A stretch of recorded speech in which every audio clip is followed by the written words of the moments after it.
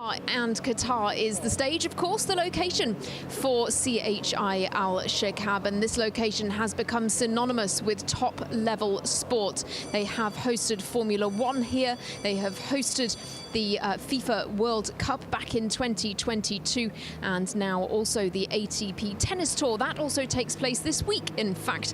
But of course, we are turning our attention to five-star show jumping, the very best that equestrian sport has to offer. This incredible Doha Equestrian Tour kicked off with an incredible opening ceremony, and this is how that all played out. We had an opening ceremony on the first day of His Highness Emir Father event. It was one of the greatest opening ceremonies I've seen ever, with the drone shows going up. A small story talking about the cultures and the horses. Honestly, it was something great to have on our ground. It's the first time to have an opening ceremony on an equestrian event in Qatar. We had many people involved, and they did a great job. The director, Mr. Ahmed Al-Bakir, has been fantastic. He's been part of the FIFA World Cup in 2022. He's been part of the Asian Cup also, of the opening ceremony there. And every time he shows us something extraordinary and something amazing on ground. We managed to do it well, and it came out with a great result. It makes us feel proud.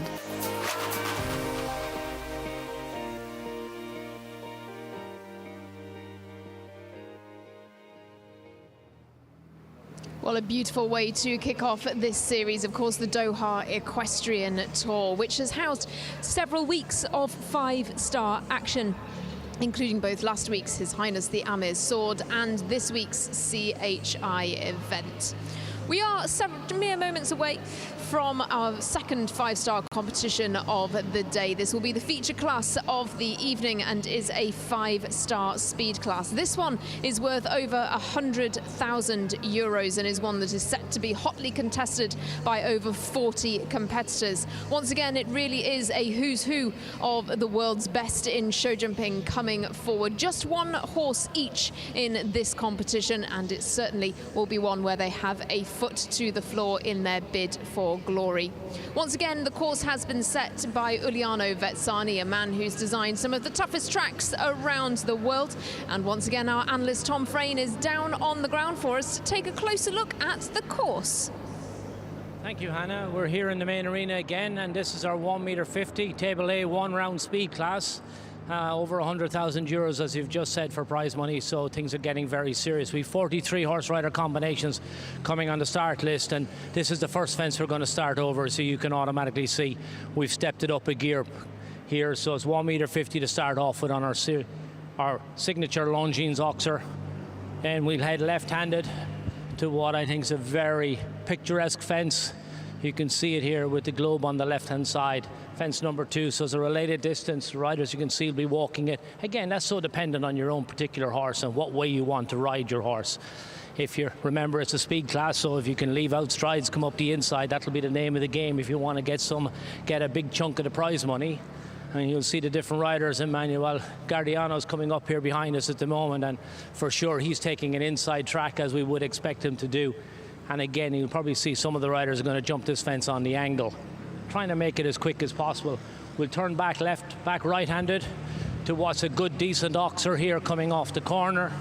And then it's a related distance down to the combination, and we're going to walk down here and have a look at it. So from 3 to 4, I'm going to be a 6-stride pattern here up against the sides. You can see the grandstand is on our left-hand side. There's a lot of movement in there, but these horses won't mind. They know their job, they're thorough professionals, and you have a lot of jumps here in front of you. There's a lot of poles in this. You can see we have a vertical, decent fence coming in here, good high vertical coming in. Little plank on the second pole, that'll hopefully help the horses back up a little bit. So they'll have one stride here and jump this big oxer. When you look at it, hi guys, Irish contingent in the background there, getting ready for their para competition tomorrow. So big oxer here in the middle of the combination, just one stride. They'll have to really reach over that. You can see the safety cup with the red cups again. Just bring this to your attention. Safety cup, if a horse sits on it, it's going to drop away. Again, look how shallow that cup is. Any little bit of a touch and it's going to go. So we 1, 2, 3, 4, 5, 6, 7, 8, 9, 10, 11, 12. Plenty of room here for the 2 strides that they'll be expected to put in here. Good tall verticals. Remember, it's 1.50 m, the yellow cups. As soon as they've landed over here, now they have an option. They're going to turn right hand. Anybody who wants to be competitive is going to really try to land up on the inside and move across the line. We have a big oxer here with 2 small water trays in the bottom. And again, if you look at the color of the poles on this fence, it's slightly different. So it's darker on the outside and it fades into almost pure white in the middle almost.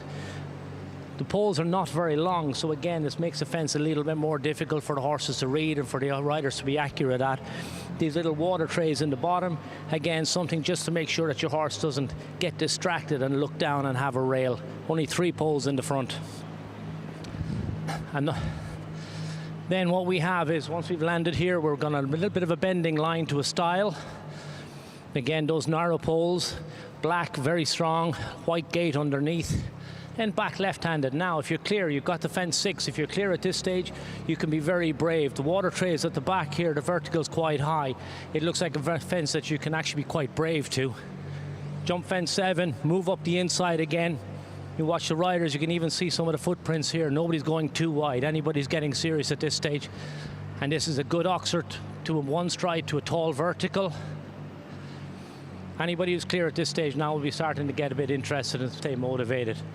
Jump in over your oxer, 1 stride to your vertical, but this is going to be very careful. Just 3 poles in it, no fillers, lots of space. Horses really got to sit back, balance themselves. You'll see the riders trying to give the horse plenty of support, using their hand here just to keep the horse organized, then have a nice position, let the horse finish behind.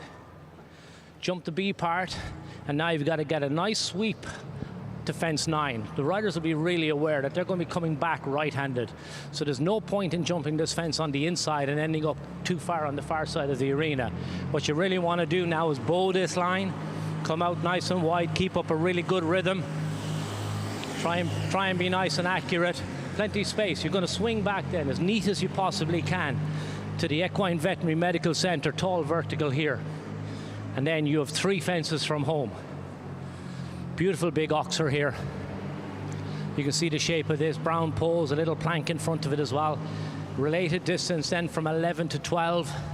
If our course builder's keeping the same patterns as we had last week, he'll be looking for them to be very careful and have a lot of control. And then we've a bending line left to the last fence, which is fence number 13. Our combination is early in the track. It's fence number 4. We've a double at fence number 8. Turn back at fence number 10. Big oxer fence 11, related distance to a plank on a flat cup.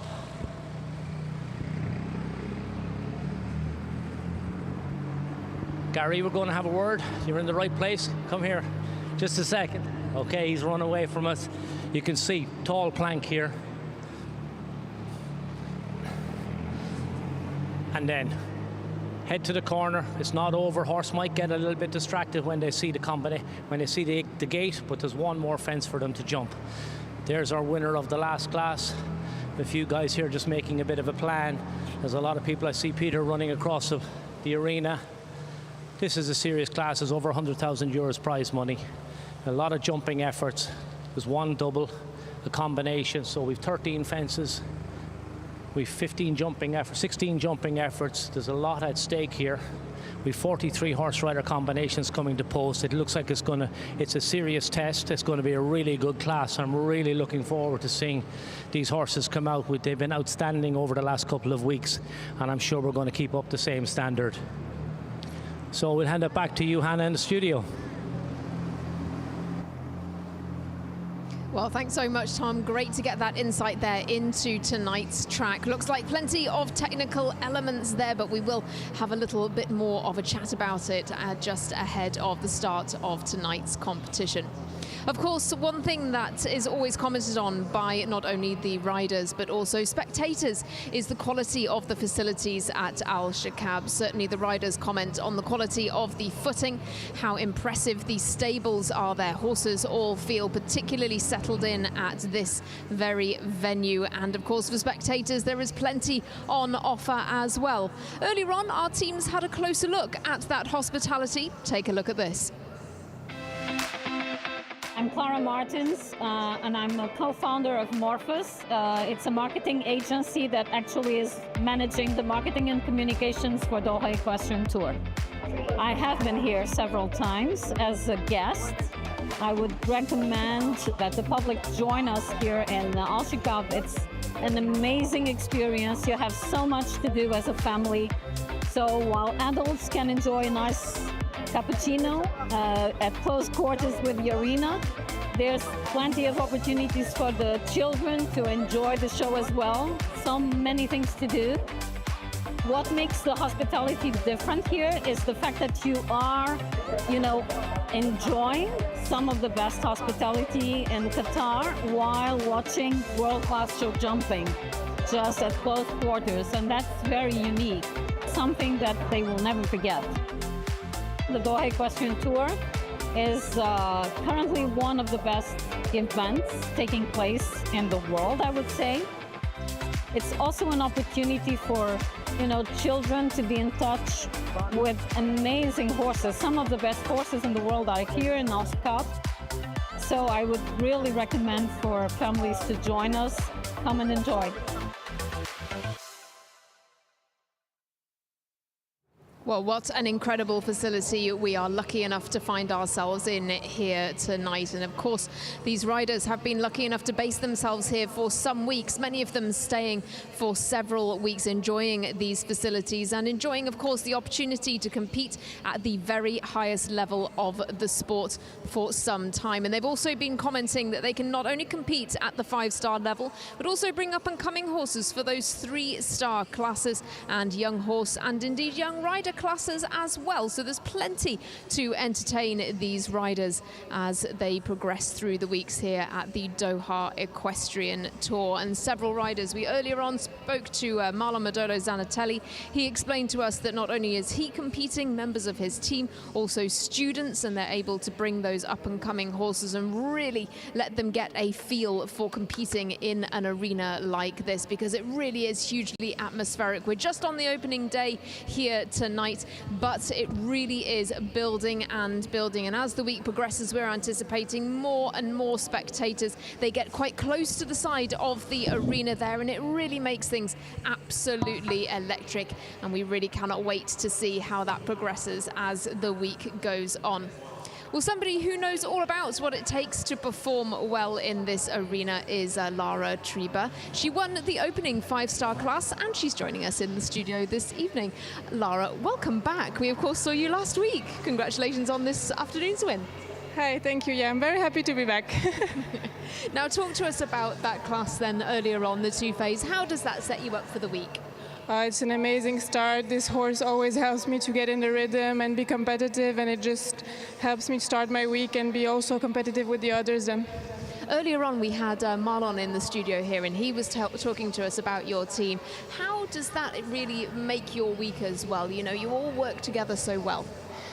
Oh no, it's an amazing team. I'm very happy to be surrounded by such an amazing team. And we win together and we also lose together. And we're always there to support each other. Angelica is here also with the kids now, so it's extra special. So no, it's very nice. Fantastic. Now talk to us about your plans for this class. Yeah, so I have my mare Tanya. The plan, of course, would be to go a bit competitive with her. And she would not jump the big class tomorrow ahead of the Grand Prix. So she would only jump today in the Grand Prix. Fantastic. Can't wait to see you in a few minutes. Tom Frayne, our analyst, has joined us once again as well. Tom, you've taken a bit of a look at the course. Anywhere in particular you'd like to pull out for us? This is a typical Uliana course. There's some challenges everywhere. The combination comes up early. It's fence 4, which will be quite interesting. Lets the horses get into it quite early and have the combination. There's a lot of jumping on it, to be fair. The style at the down by the pocket will be a little bit interesting. It's on a bending line. The angle of that is just a little bit of a challenge. It looks straight when you walk up to it, but actually there's a little bit of waving, and if any of those horses get a little bit off the line, it's kind of difficult to stay careful and keep the scope that you want. Typical, you can't pick one particular fence as a cumulative effort that they have to go. Again, I think down the last line, looking for that little bit of control and that last related distance, as he has done for the last week as well, will be just interesting. And Laura, how about you? You've walked the course now, and where in particular are you looking with relation to your horse? I think it's overall a very delicate course with the combination coming early also, with a nice stride coming in. And then also some verticals at end of lines, like number 6, for example, I think is going to be a delicate one. The plank also, number 12. So I think we're going to see a bit of rails everywhere. And Tom, we've seen Laura performing well here already over the last week. Might she be one on your list? Yeah, she's a good draw near the end of the field. Yeah, absolutely. And you'll get an opportunity to see how everybody else is tackling the course. We don't know, some people struggle a little bit when they come in the first evening. Laura's horses are in great form. She's a lot of experience in here, so I would not be surprised. The ladies have been featuring really strongly for the last number of weeks, and long may it continue. Laura, how many weeks are you here for? So I'm staying one more week here this week with 6 horses, and I'm flying 4 back home, and I stay 2 more weeks for the Globals the week after with 2. We were saying earlier as well, and I think you spoke a little about this last week, but talk to us a bit more again about, how important it is to bring a range of horses here. I think to come here, it's nice to come with like 4 to 6 horses, so you also have the choice to choose between the classes and how they're performing. And I think if you have horses that can jump already 150s, then you also get going, and it's a very nice tour for that. Now, let's take a look then at the rest of the starting order. Tom, anybody else that you've got on your list, because this is quite a stacked lineup here this evening? Second last to go, Scott Brashelot, Jefferson. They stand out. Hard to look past them, really. How does it make you feel, Laura, when you see some of these names? Of course, you've done fantastically well yourself, but you're looking at some of these big names, some icons of the sport here. I mean, I was very overwhelmed last year when I started the Globals and competing against them. Now I'm starting to get used to being next to those names, but it's always a pleasure to watch them, and I learn every day, and especially with Marlon. And how would you actually also plan this kind of show in these kind of weeks? I know a lot of you are looking at those world rankings. Is that on your mind when you're basing somewhere like this? Yes, of course. My goal is to move up from the ranking quite a lot of places, and I think this tour is very helpful for that. Tom, take us through another couple of these names then, because we've got some Olympians in the field here. We've got, of course, last week's 3-star World Cup winner, previous winners in this ring, Abdullah Alshaqab, winner of the Amir Sword last week as well. Yeah, he's in there also. Sheikh Ali Al-Tahini is there. So he's on Come On Stanley. This horse has been going really well. There's a load of riders here. Any one of these riders, 10 or 15 riders there who will be eyeing up first prize tonight. So it's going to be a serious competition. Christian Allman is there as well. We haven't seen him on the podium last week, and that's a place where he's regularly, so don't be surprised if he puts his best foot forward. And plenty of riders, this is the big prize money class of the day, so they will be going for it a bit here tonight. Absolutely. If you're in there, you're in for a good placing. Look, some riders won't be able to go so fast, so they'll be riding as quick as they can, looking for prize money, looking for points. There will definitely some speed merchants in there who are specialists at these classes, and they'll be looking to go. Hans-Dieter Dry Elysium is another horse that'll stand out. They've been in great form for the last couple of weeks, so again, another one looking for a podium over a good big track like this that's careful. So they'll all be fancying their chances. Each of the riders will have walked the course. They'll have had a real good look at it and seen where they think that they can save off a little bit of time, what bit suits them, where they need to be careful. There'll be a lot of confidence in the warm-up arena at this stage. We'll see what happens when Uliano gets his say. Well, we're very much looking forward to the start of this competition. Plenty to come. Thank you so much, Lara, for joining us. Very quickly, biggest rival in this competition for you? Marlon. A little bit of friendly rivalry there. Well, thank you so much once again for joining us, and we look very much forward to taking you through all of the action in this 5-star speed class here this evening, the feature class of the opening day at CHI Alshaqab, presented by Longines. We'll hand back over then to Killian Thornton on your live stream, and John Stokes in the arena to take you through every second. Salam alaikum, good evening and welcome to Alshaqab as we move deeper into this first night of Ramadan. The energy here in Doha has transformed. The earlier pace of the 1.40 meter has evolved into something much more calculated, much more prestigious. To all of our viewers joining us across the globe and here in Qatar, we wish you a blessed month. Ramadan Kareem. Tonight, the stakes have officially been raised. This is the CSI 5-star 1.50 meter one-round speed, as it serves as the first major Longines ranking competition of the week, with a total prize fund of €106,000. Every stride matters. Every fraction of a second is worth its weight in gold, both in currency and in world ranking points. We have 42 of the world's most elite horse and rider combinations waiting in the warm-up, and as you can see, some walking the course at the moment, representing 21 nations. That man, Veterinary. He is the Italian course designer that has set the time allowed of 79 seconds with 13 obstacles, 16 efforts, 41 starts here tonight. In fact, as the ultimate test of power and speed for these riders, there is an even larger shadow looming. This class is a qualifier for the Saturday Night Grand Prix. The strategy is simple: go clear, go fast and secure your spot to get in to the jump off. Let's take a look at the technical challenge that awaits us in our field here tonight. Well, we start off with fence number 1 being the Longines Oxer. That's right in front of the public grandstand. Heading towards the VVIP area with a 7-8 stride distance down to fence number 2. Slightly on the left turn there. We then take a right-hand turn round the flower arrangement into 3. We're going down to a related distance from the Oxer. 6 strides, slightly on the shorter side for those 6, into the triple combination. It's a vertical, Oxer, vertical. 1 stride, 2 stride there. With a right-hand turn, we go to fence number 5. That's a water tray Oxer. 6 strides down to fence number 6. The bridged fence with the black poles there. Left-hand turn round to the in-out gate and also heading away from that big screen into fence 7. It's an 8-9 stride distance down to the next combination. It's an Oxer vertical out, 1 stride as we loop round to fence number 9. We're into the second half of this course now. The Oxer in front of the VVIP area. Right-hand turn to fence 10. Left-hand turn to 11, that's the Oxer, heading towards the Longines clock. 4 strides down to fence 12, a vertical heading towards the big screen. Can be distracting for some of those horses as we loop around to the final fence in front of our Hermes area, finishing in under the time allowed of 79 seconds, keeping them all up. The quickest will be crowned our winner here this evening. It's a formidable track tonight at 1.50 meter.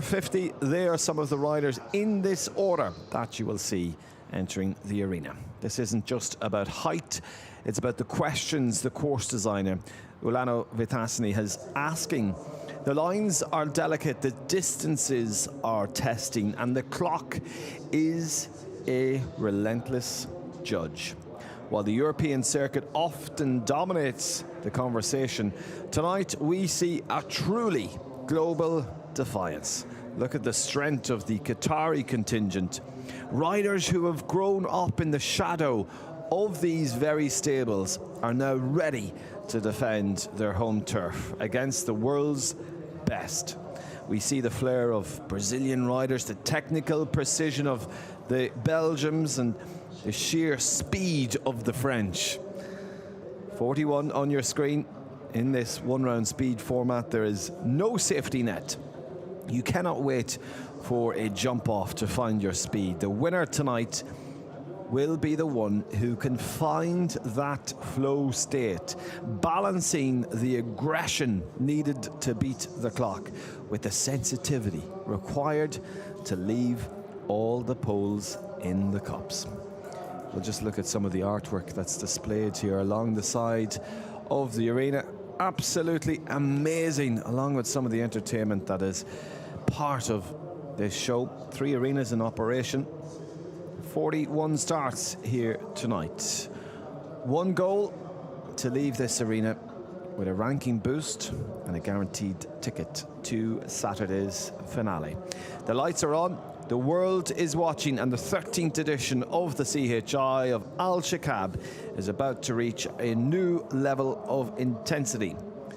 In just a moment, we will have our first. That is the Hermes Saleh, one of the stands that they have here.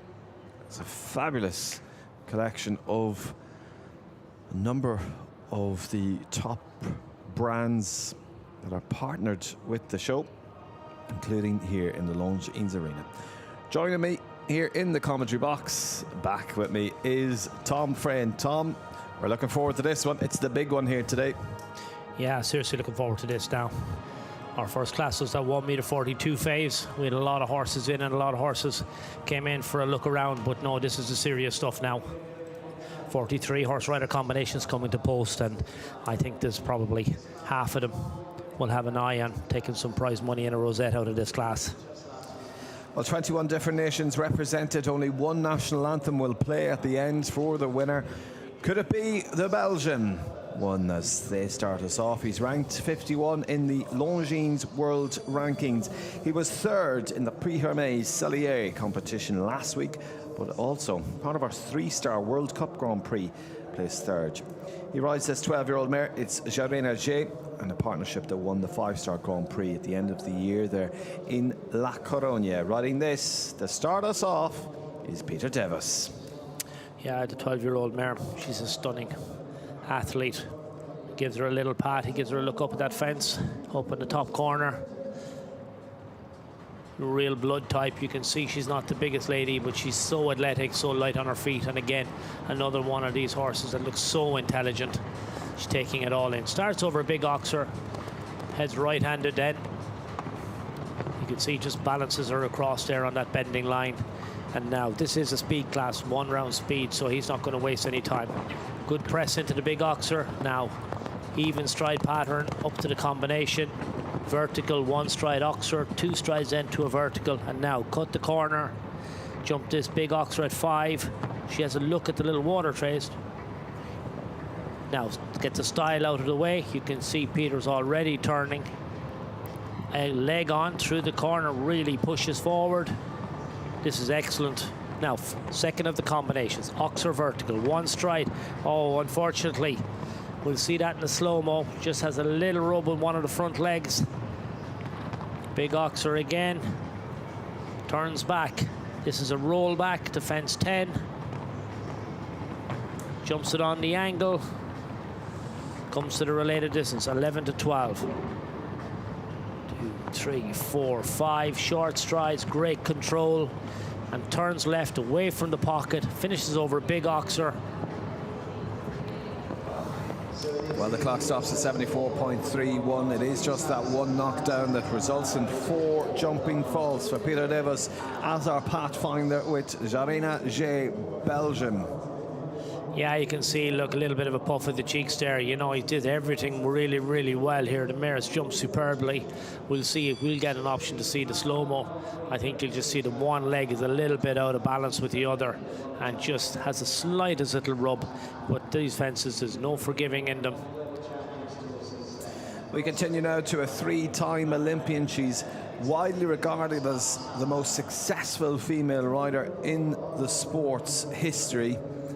She's previous winner of the Alshaqab Grand Prix back a number of years ago, but she's on form again this year, consistently in the top 10, part of His Highness the Father Emir's Prix earlier this month. Edwina tops Alexander Kitlin van de Hefnickzijde, Australia. Yeah, 11-year-old mare by Shako Blue. Really talented combination. We saw these in the Global Champions Tour and the Global Champions League at the back end of last year. And super into the combination, brilliant in the middle part, and there you can see Edwina giving the mare loads of support for the last part. Now, keeps coming to the Oxer. That water tray, that's the second horse into the ring, and the second horse, I think, has had a little look down into the water tray. As a result, just landed a little bit short on that back rail. Now can slow up a little bit. You know she's a fence down. Second of the combinations, Oxer vertical. Takes 10 strides across there. Keep coming right-handed on the roll back. To this nice blue vertical, full up to height. And now stay up on the inside. Big Oxer here. You can see it's a little bit, the wing on the left is smaller than the wing on the right, and that helps them. Weight on the 5 to the plank on a flat cup. Last fence coming up. Well, clears that, but with the knockdown, that's another one that incurs 4 faults here this tonight. 76.75 for Edwina tops Alexander Kitten, Van de Heffening, Z. Yeah, very good effort again. You can see the rider a little bit puzzled, has done everything really, really well. Here we go. This is the first fence. Super shot over there. You can see how high the mare has gone. Edwina looking for the next fence already. This is into the double. Look, brilliant here again.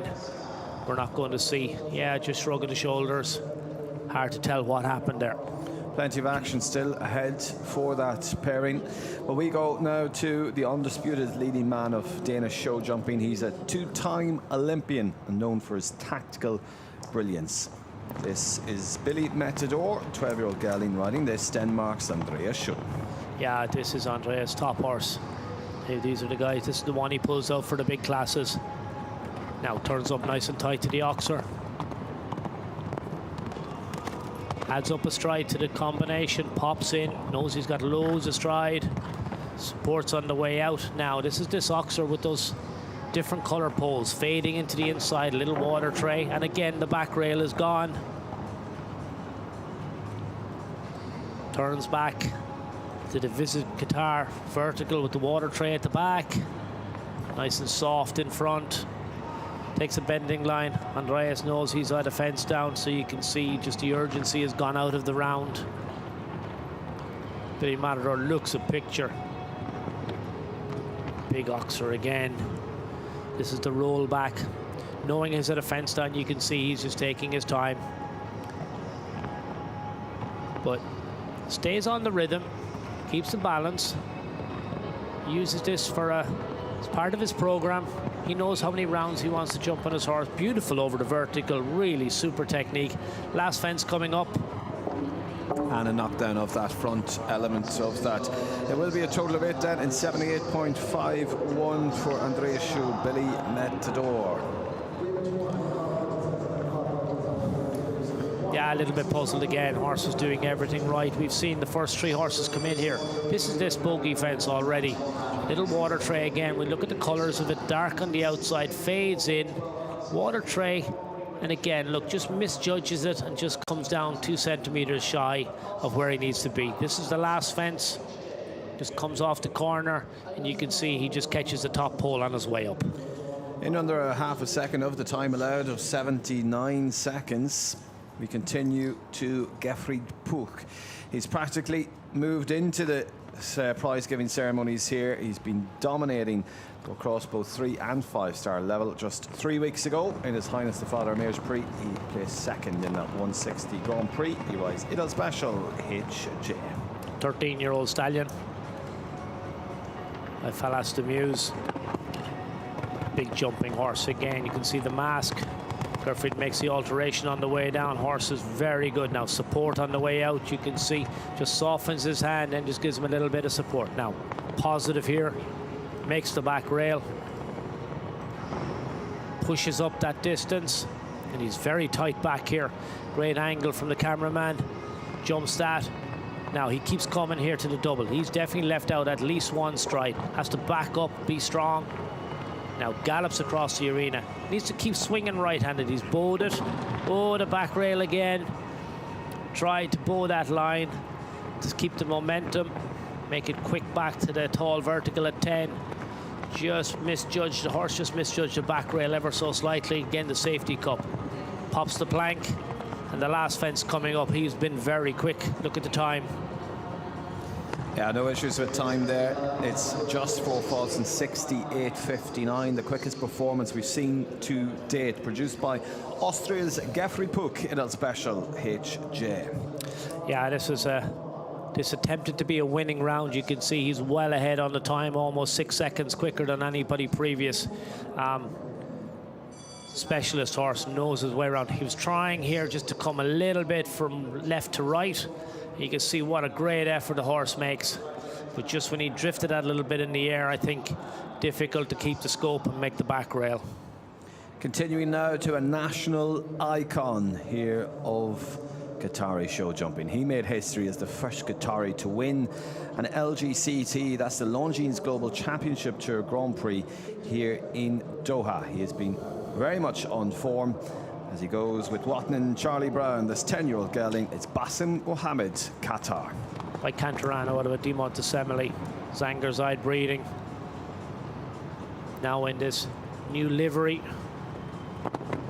for Watnan, so now Watnan Charlie Brown. Nice and even up to the combination. You just see Bassam just sits up on the way in. Beautiful ride on the way out, just really supports the horse without interfering too much. Now, really scopy over that oxer and super careful, using the horse's stride to great effect.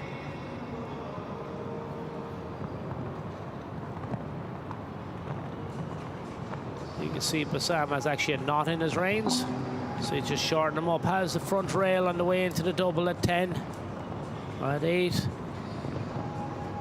Everything had been going really smooth, not super quick, but really balanced and organized.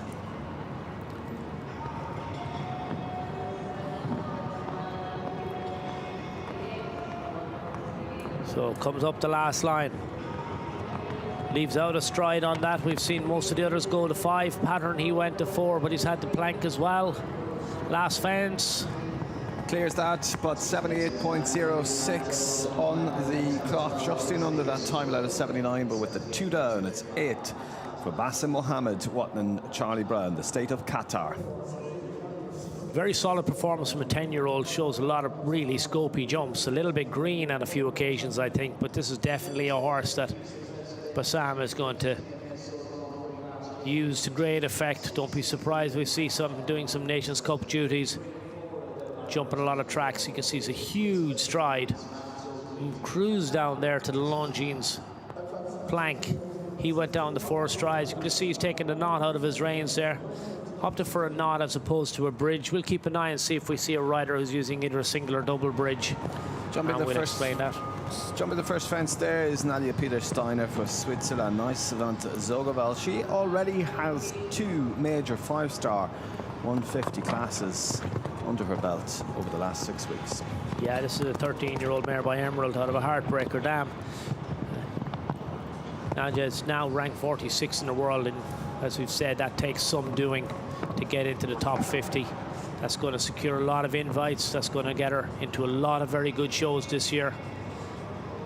Now she's moving up really nicely here. This is very, very smooth, which is exactly what you need. When we spoke in the studio, this course is very delicate, very careful all the way through. Now she poses beautifully. Lands gone maybe a little bit wider, but you can see loads of control. Now jumps this on the angle. That's very good. Now keeps flowing up here. This is a big oxer. Beautiful shot. Now she's got to wait. And now keeps traveling to the last fence. This is excellent stuff. We could have a new leader. Could it be the first clear?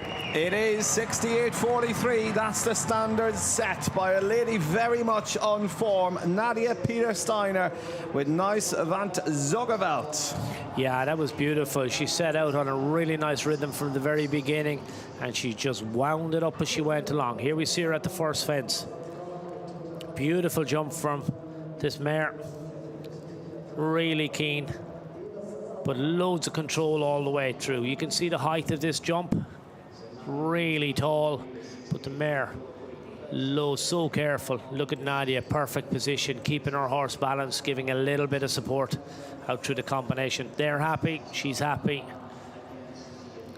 Jubilant scenes. Well done to Nadia, as she has now set the standard with the time to beat of 68.43 and the first clear also. That may be difficult to beat, but we still have plenty to go and plenty of world-class combinations. Who do you have your eye on, Tom? Definitely second last. Hello, Jefferson. Scott Brash, ranked #1 in the world. Hard to take your eyes off them. Christian Allman, he's number 33 to go. He won't be too far away as well. Keep an eye on Abdel Saeed. He's the number 35 with his nice 12-year-old. There's a lot of them in there, but they would be my picks. Well, 26,500 will approximately go to our winner here tonight, but more importantly, this is a qualifier for the 5-star Grand Prix on Saturday.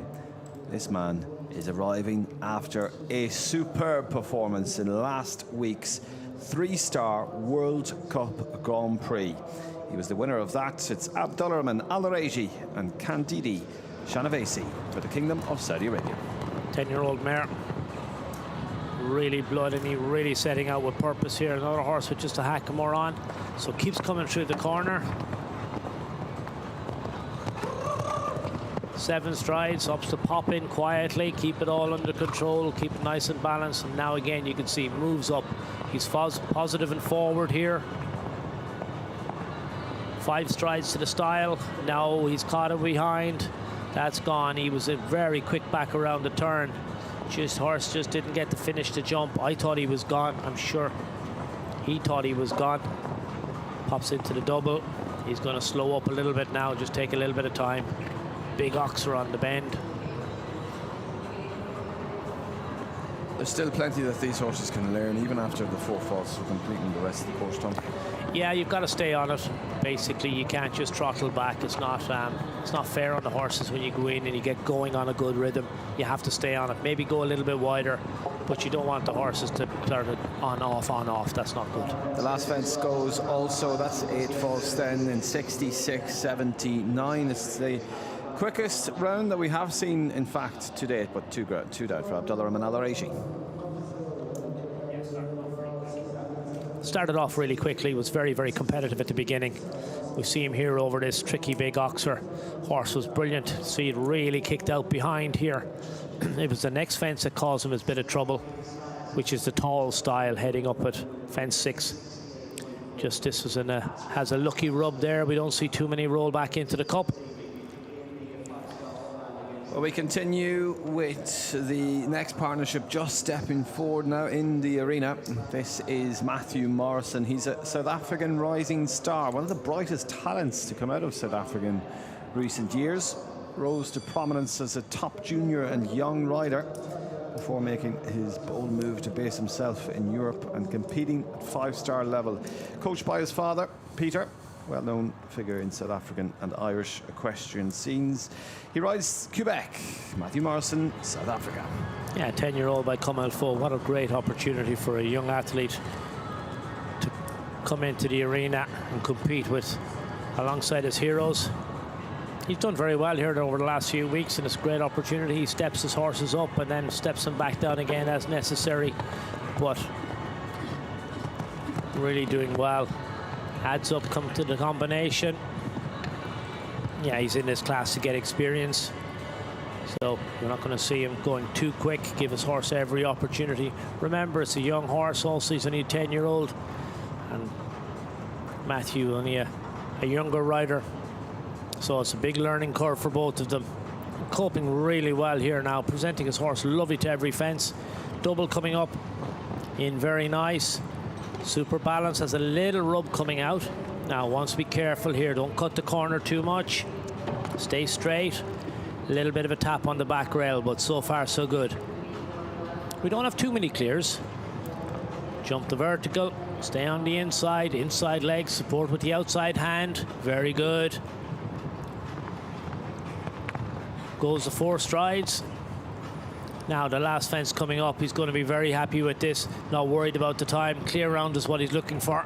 And that's what he achieved. 78.28, a steady, considered approach, and secures the second clear of this competition. Matthew Morrison with Quebec. Yeah, he's unlikely to stay on the podium, but what a performance from a young athlete.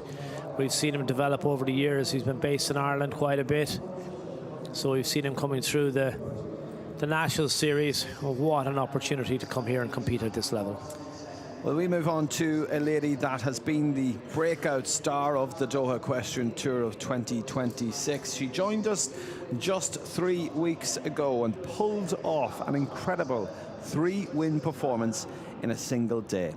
She won the 155 jump-off challenge, second in a 140 class last week. She's ranked 44 in the world, riding Starbucks as Kristin van der Veen for the USA. Yeah, another 10-year-old. Has that real American, nice forward style, lets her horses run. You can see she's locked onto that top rail, encourages her horse. 6 strides up to the combination. You can just hear her using her voice. Really has to give the horse a bit of support coming out of the combination. But look at Starbuck, ears pricked. Now sits up for this tall plank and already Kirsten is looking for the turn back. She's brilliant at these. Watch the way she just keeps coming through the corner, meets it on a beautiful stride. Now a little bit of an alteration to the double, not too brave in there. Now she's going to squeeze it up again. You can see she moves forward through the corner, very forward. Oh, timing a little off. Starbucks just put a toe out in front and pushed off that top rail. That's going to keep her off the podium. I imagine this is going to be a very quick round. She just naturally covers the ground. Last fence coming up. Can she keep it on the 4? She does with 67.91. A quick pace there as well. With the 4 falls for Kristin van der Veen, Starbucks, the USA. Yeah, just naturally fast. We've seen her on all her classes. She lets her horses travel and run. This was very, very well done. Just a big oxer over the far end of the arena that she had down. We get to see it again on the replay. She was very brave. She decided that's where she could make up a little bit of time and really stamp her authority on this class. Unfortunately, it wasn't to be. Horse just put a leg out in front and caught that top rail on the way up. We move to the world number 82 in the Longines World Rankings. It's Philip Weishaupt with Carlado. He's based at the world-famous Beerbohm Stables in Reisenbeck and the former winner of the Grand Prix of Aachen and Spruce Meadows Masters for Germany. Yeah, 11-year-old gelding by Harley out of a Chin mare. Sets off with purpose. Really neat back to the oxer. Whoa. Yeah, wow, look, it's a very, very forward 6 up to the combination. Most of the riders are opting to come up on the 7, slow up, pop in over the vertical, and then get the power on. Philip has decided this isn't to be today, so he's actually popped the second fence and opted to retire. Yeah, landed on the distance, moved up, and then just expected his horse and rode for his horse to sit up and balance itself. Just maybe took a little half halt. The horse just anticipated and was overreacted. And quite cleverly then, rather than make a big deal out of it, he just given his horse a pack, jumped the second fence. Here we go, we see him jump the oxer. 2, 3, 4, 5, 6. And you can just see on the way down, Philip is doing everything he can just to get the horse to slow up, back up, come off the top rail. Fernando just put his head in the air, got a little bit confused for a second and didn't comply. There'll be another day. Absolutely, as we proceed to Roberto Privatali with Kashmir van de Udepastri, the 16-year-old gal, Italy. This is a big horse. You can see covers an awful lot of ground. He's a 16-year-old. Big horse now. Roberto is going to use that stride to best advantage. Now has the support on the way out. Yeah, makes the adjustment. You can see the rider sat really still. Now cruises up the distance here. 4, 5, 6. Pops that. Now really neat and tidy back here to the tall vertical. Now squeezes him up again. Now knows he's got a load of stride. You can see covers the ground, this horse. Big in over the oxer. Sits up, pops the vertical. Now, this is a big oxer. Jumps it on the angle. And for a big horse, he's very nimble on his feet. You can see on the angle again. Now, keeps coming across. Supports the horse with his outside rein. Gives him a little encouragement. 3, 4. A little help off the ground. Last fence coming up. He's a big horse, not as nimble as our current leader. Oh, no. How disappointing. It is the last fence that goes. 73-31. An unfortunate 4 faults then for Roberto Privatali, Italy. Here we can see him in the combination. Brilliantly ridden. Watch how quiet Roberto sits for the last part. Keeping his balance, helps his horse. And there you see, look, eyes on the next fence already. He's in the air, sits quiet. Unfortunately. Well, she was the first to produce a clear. She's the current leader. Let's hear from Nadia Peter-Steiner.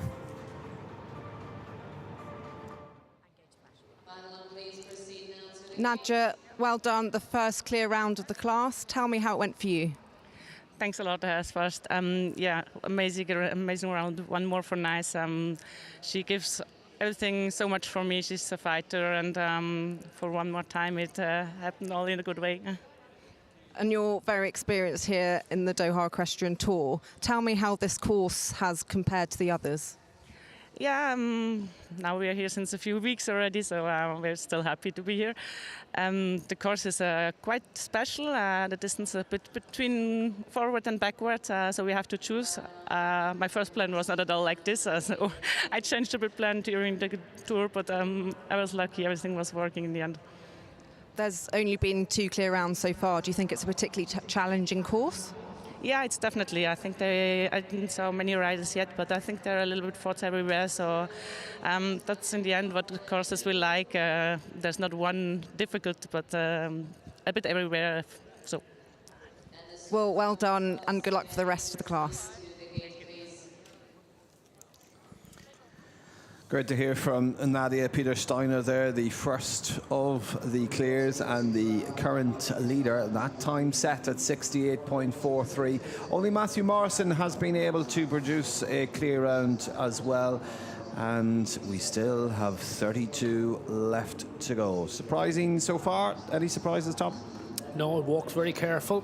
It is riding very carefully. It's very delicate. Some of them have come in and put on what looked like winning performances just to nick a rail. So there's a few hard luck stories out there.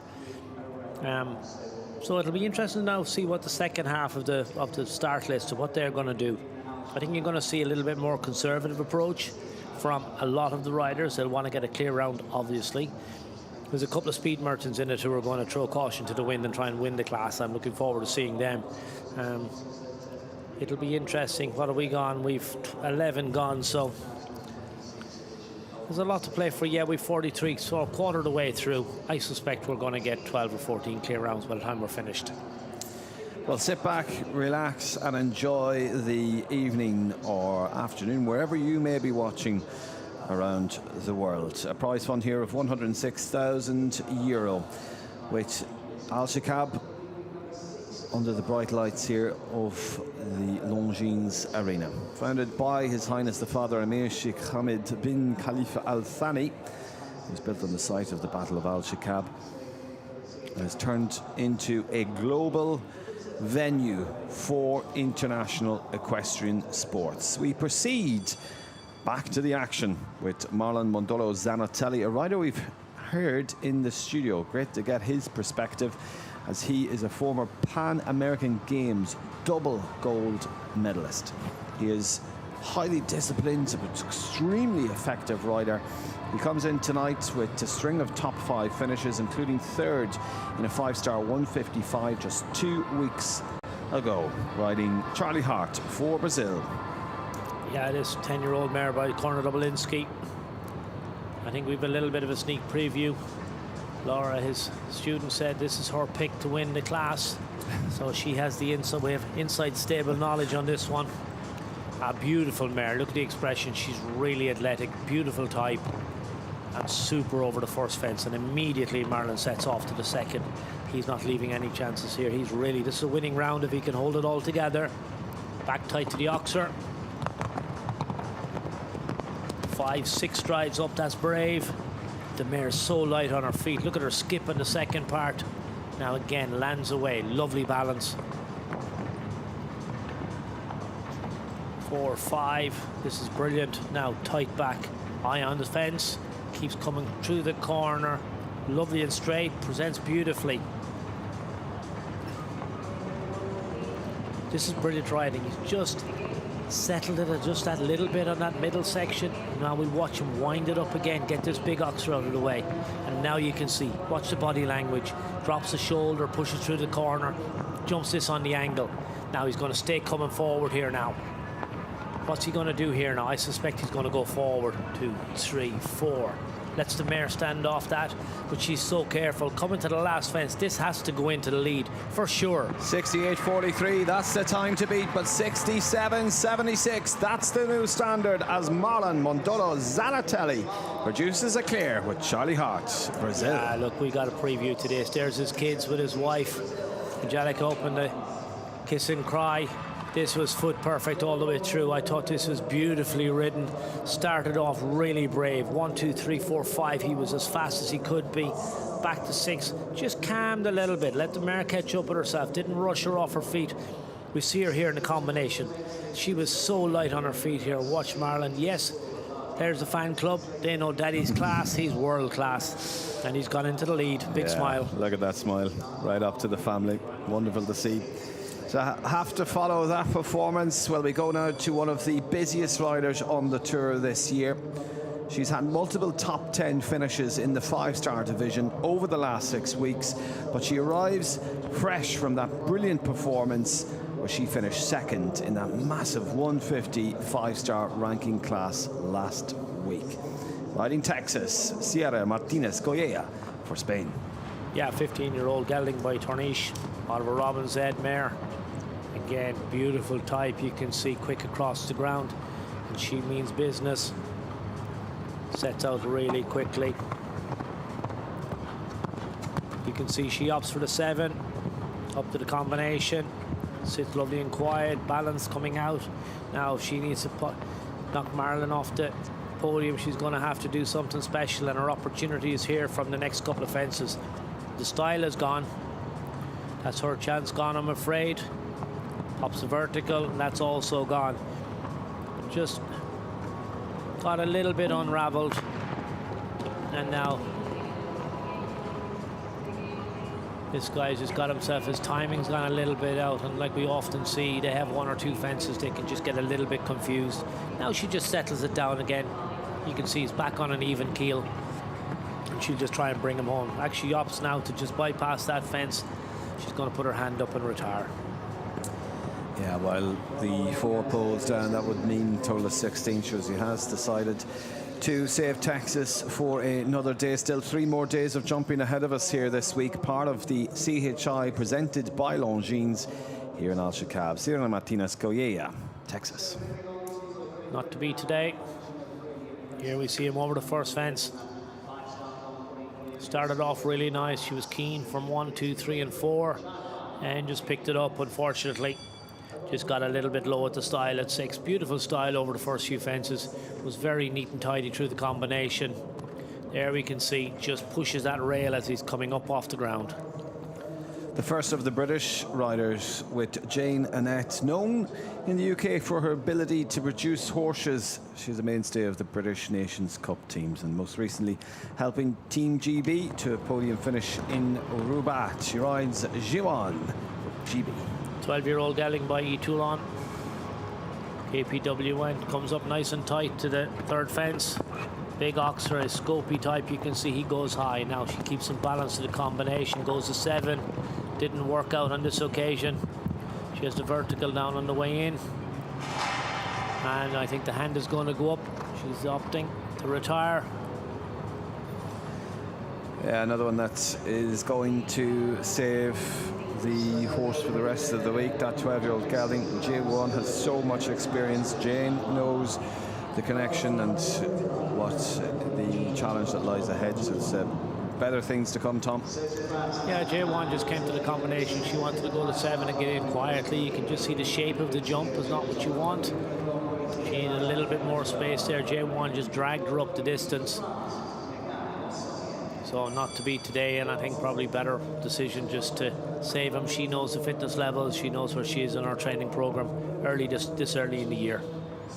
Megan Mossinier on your screen now. Coupe de Coeur de Muse.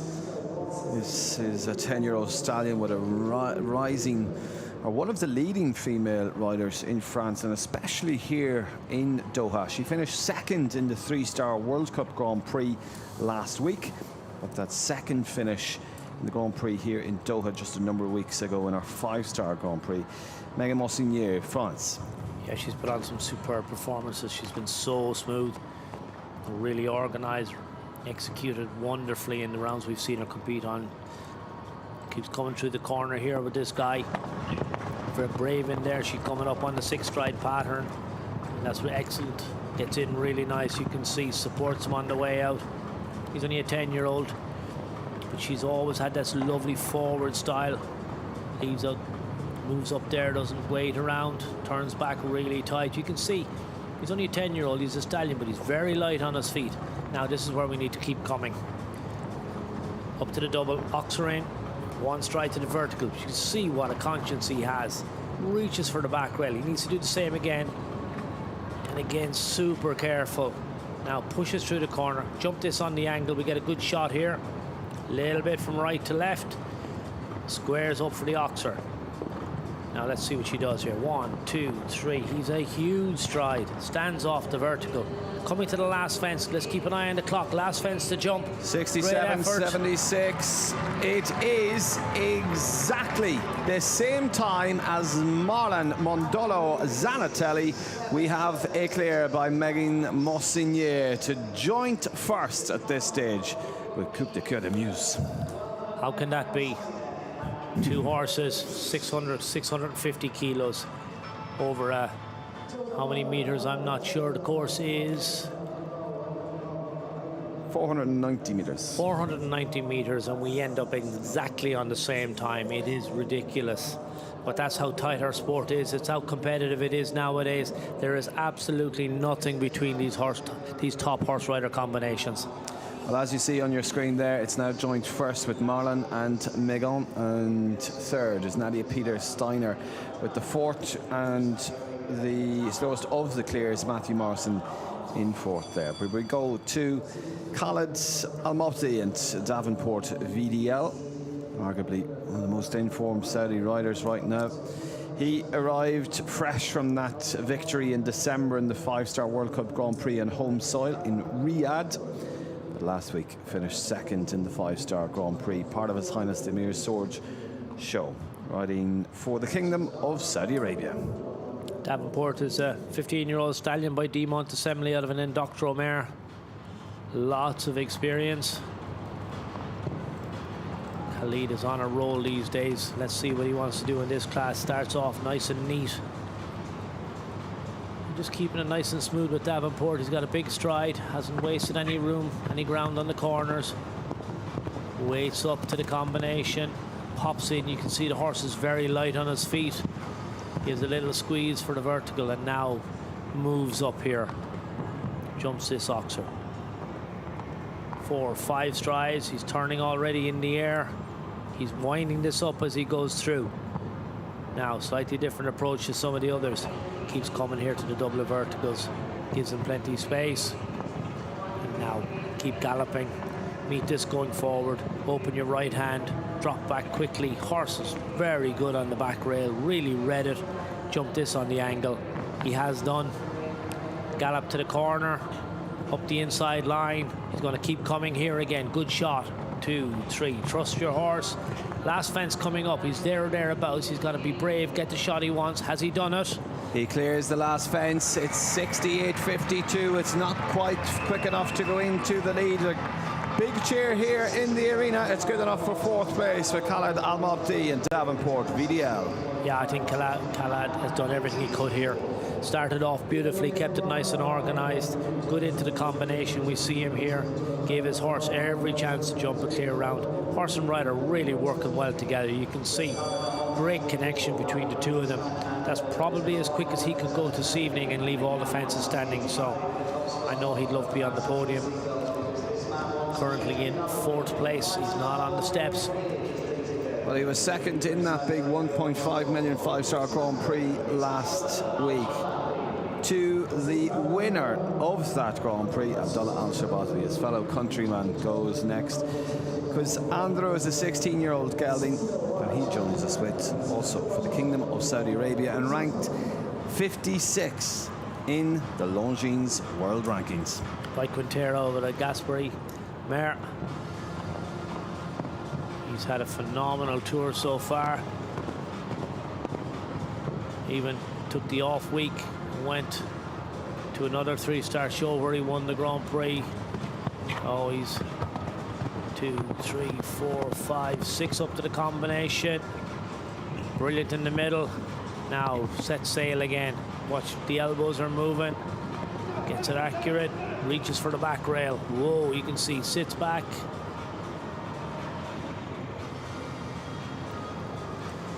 Well, he is raising his hand to the ground jury. He's now putting his hand up, indicating that there is an issue or he is unhappy with an element of the course. But as you can see on your screen there, the ground jury have not stopped the clock. So the rule is that a rider, if they feel that they're interfered with, must stick their hand up. But the ground jury will only stop the clock if they feel that the objection is warranted or justified. So with the clock continuing to tick on here, Tom, means that the ground jury are not going to accept whatever that has been indicated here by Abdullah. I'm not sure. I didn't see. I was watching the horse. I'm not aware of what may have caught Abdullah's eye or what he feels is was the issue on that occasion. Like you say, the clock has kept running, and now he continues on his way again. He's had that fence down. Not really sure what's happened on this occasion. Now, obviously, when you stop in the middle of a round like that, it's very, very difficult to get back and get going again. Difficult for both horse and rider. Now he's coming to keep. You can see he's gone wide now to 10. And I'm sure he's just going to finish out his round and try and figure out what happened here.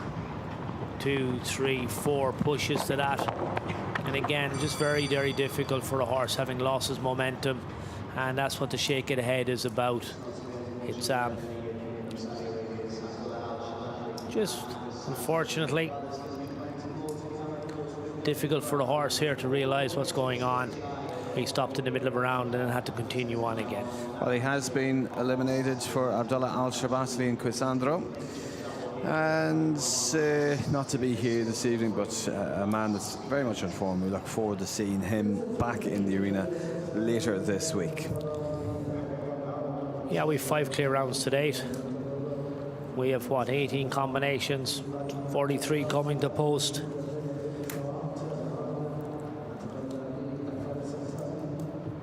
.41 coming to post.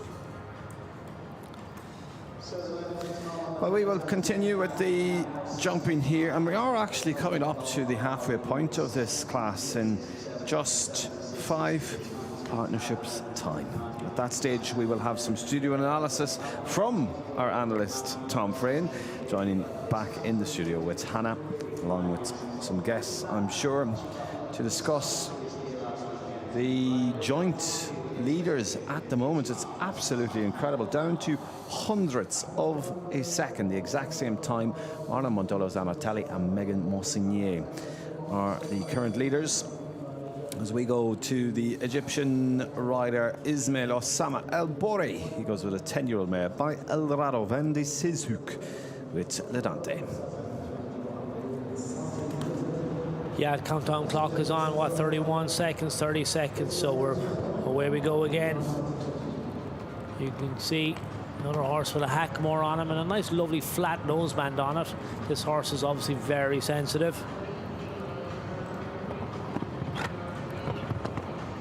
Ismail is a big world ranking, but I'm sure by the time he's finished his tour, we'll see him move up in the world rankings. Very good coming out of combination. You can see he's got his eye on the fence, gets his horse nice and balanced. Oh, the back rail is gone. Sorry, front rail is gone on this occasion of fence number 5. Riders seem to have figured it out. We saw a few have it down earlier in the competition. Big canter in this horse. You can really see those 2 hind legs like pistons pushing the horse forward, giving him all the scope that he needs. Huge over that back, over that oxer, really reaching for the back rail. And now he's going to jump this a little bit on an angle again. Keeps on in rhythm. He knows he's had a couple of fences down. Keep your horse going, keep him motivated. You can see that outside rein just supporting him through the corner. Pops the last fence. Total of 12 then in 69.86 for Ismail Osama El Boré and Vedante for Egypt. There you can see that snaffle, just a broad noseband on it. I have a double noseband on it, really.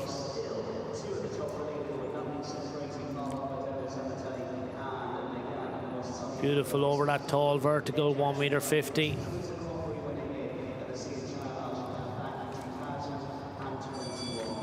There we go, just catches it with that off hind and just rolls it off again. You can see how light that pole is. Total of 5 so far have produced a clear round in this 1 round speed at a height of 1.50 meters. Longines ranking points up for grabs, but more importantly, qualifier for the Grand Prix here on Saturday. Needs Bruin Seals. Tactical precision he's known for. He's a former winner of major titles, the likes of Rolex Grand Prix in the Dutch Masters. He placed 3rd in the LGCT Grand Prix of London and arrives as one of the favourites here this week. He rides Chaco's Lando OL, Belgium. 13-year-old stallion by Shaka Blue out of a Lando mare. Beautiful horse, you can see. Real specimen. Fabulous conformation. Look at the length of rein, strength across the back. It's so light on his feet. Skips down to the combination, and he's very quick across the ground as well. You can see cheek snaffle. Very quick on the roll back here, using the horse's athleticism and lightness of foot. Ooh, little bit of a rub, I think, on that rail, but he got away with it. Now comes to the double. Oh, unfortunately, that front rail is gone. He was brave up that line. Comes across this, jumps the big oxer. He'll have heard that pole fall, but he wants to keep on a nice rhythm. He knows there's not that many clear rounds, and he's been quick at the start of the track. Pushes up here for the 4 strides. Horse eats the ground. And now last fence coming up. Knows he's not going to be quick enough. That fence down is going to keep him out of the winning slot. 4 faults in 69.95 then as he crosses that finish line. It's a rank 8th at the moment for Niels Bruin Seals. Chaco's Lando LL for Belgium.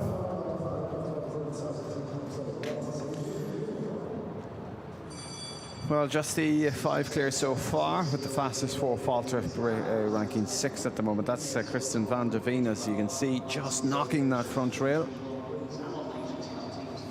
Yeah, gives the horse a pat. It was a good effort, but he's a beautiful looking horse, isn't he? Stunning. Well, we continue with 3 until that break. It's Sergio Nupperman Jr., deeply experienced rider on the international circuit, and has been a consistent presence here, part of the Doha Tour, with this 13-year-old mare, daughter of the iconic, legendary Chaco Blue. It's Carina Blue, Brazil.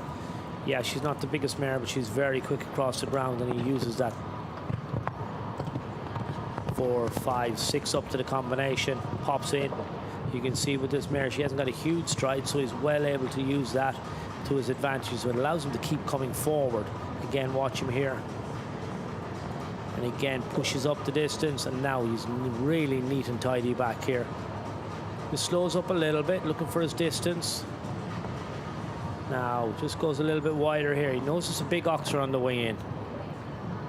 And again, she's so neat and tidy over the jumps, really uses her technique. Big oxer, careful of the back rail, has a little bump in front, but gets away with it. And this vertical. Jumping on the angle. She's so light on her feet. Now gallops at this. You can see really committed here. 2, 3, pushes up the 4-stride distance. A little bit off that plank, and she just caught it behind. Really rode a calculated round. Yeah, that's disappointing. The second last fence goes at 70.59 for Sergio Nuppelman Jr. Just the 4 then, Brazil. Yeah, really had a plan here. You can see he set out, knew where he could be quick on the track, and knew where he just had to be a little bit more patient and give the mare a real chance. This is into the combination. You can see he was working hard to get her to sit back on her hocks. Into the combination, real squeeze here, gives her a press for the oxer. And watch the mare here, she's super technique, really tries behind. Look at her ears, pricked again and reading the last fence. We go now to Rad Nasser, and Esforzado Tilly Z has really been a consistent performer here, participant of the Doha Equestrian Tour, and goes for Jordan. Yeah, first fence down has the back rail. That's going to shorten his evening, but he's here in the main arena at the 5-star shows. Great opportunity. This is only a 10-year-old by Eldorado and Josvik out of a numero uno mare. So great opportunity to educate this young horse, get a bit of match practice, get to jump one of Juliano's courses. So he can go a little bit wider. Oh, just catches the back rail, takes the wing out of it as well. He drifted a little bit wide on that corner and back up the hill. Ever so slight, but it all matters. He's decided discretion's the better part of valor, and he's put his hand up. He's going to take an early shower. Yes, deciding to retire there and save Esforzado Tilly Z for another time is the Jordanian rider, Rad Nasser. Well, that means we just have the one left before we reach the arena maintenance break as the lights shine down here in the Longines arena of Alshaqab. We go now to the Emerald Isle, and flying the tricolour for Ireland is Deirdre Riley. She's the backbone of the Derry Glen stud, known for a good eye for talent and ability to produce horses to the highest level. She recently was confirmed part of the Scandinavian Vikings roster for the 2026 GCL season, and competed last year here in Doha. She is back again this year to participate in the wonderful arena of Alshaqab, but also the spectacular hospitality and weather that we experience in Qatar. This 12-year-old mare is Belgian warmblood, a daughter of de Montessemay, out of a Clearway Dam as we get underway. Slow get into the second fence, turn of the head, she eyes up the next line.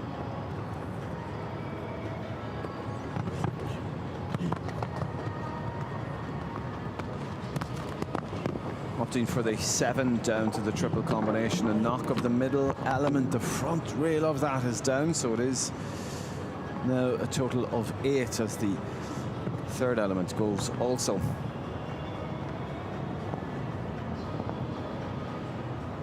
She used this round as an opportunity to gather experience here.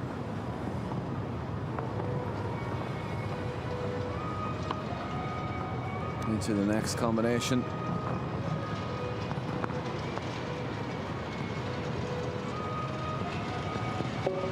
Slight rub of that from front rail as we take the right hand roll back to 10. Slows up in the pace. There's no need to push for any further, knowing that the 2 rails are down. There's the Longines plank, just the one from home then. Time allowed is 79 seconds, so we have exceeded that. Last rail goes also, so it will be a total of 17 in the time of 83.91 for Deirdre Riley, Audemont Vant Lar, Ireland. Going into the first element, clears that well, slight rub of the back of the front rail, sorry, and then going out of the triple combination there as well. Slight rub there, gets away with it, clears that one. Then in the second element, clears as well. Gives a nice pat as she leaves the arena. That is the backdrop of what has been the first of the Longines ranking competitions. That's the standings. As you can see, a joint first, Marna Montolo-Zanatelli and Megan Mossinier with 67.76. Further down then, it's third to Nadia Peter-Steiner. She was the first of the riders to produce a clear. Then the fourth at the moment, Khaled Al-Mabti in 68.52, with fifth Matthew Morrison, Quebec 78.28. That's the 5 clears, with the fastest 4 falter displayed on your screen there as well. Kristen van der Veen with Starbucks for the USA. We'll be back with you after the break, but for now, don't go anywhere as we have some studio analysis.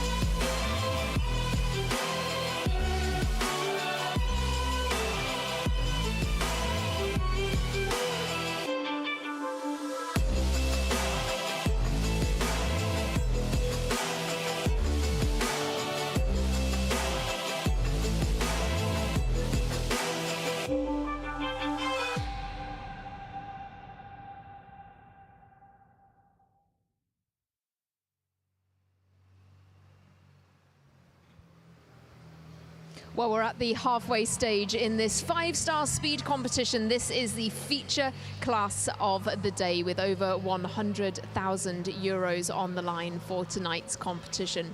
One rider who jumped particularly well in this class has joined us in the studio. We are thrilled to have her here once again, Nadia Peter-Steiner. Nadia, thank you for joining us again. Thanks a lot. Now, talk to us about this round, because there were only 5 clears. The course was quite tough. Yeah, definitely. The course is tough enough. There are a bit faults everywhere, so that also what is nice for riders and horses. I was lucky to be the first clear. I'm very happy about my mare once more.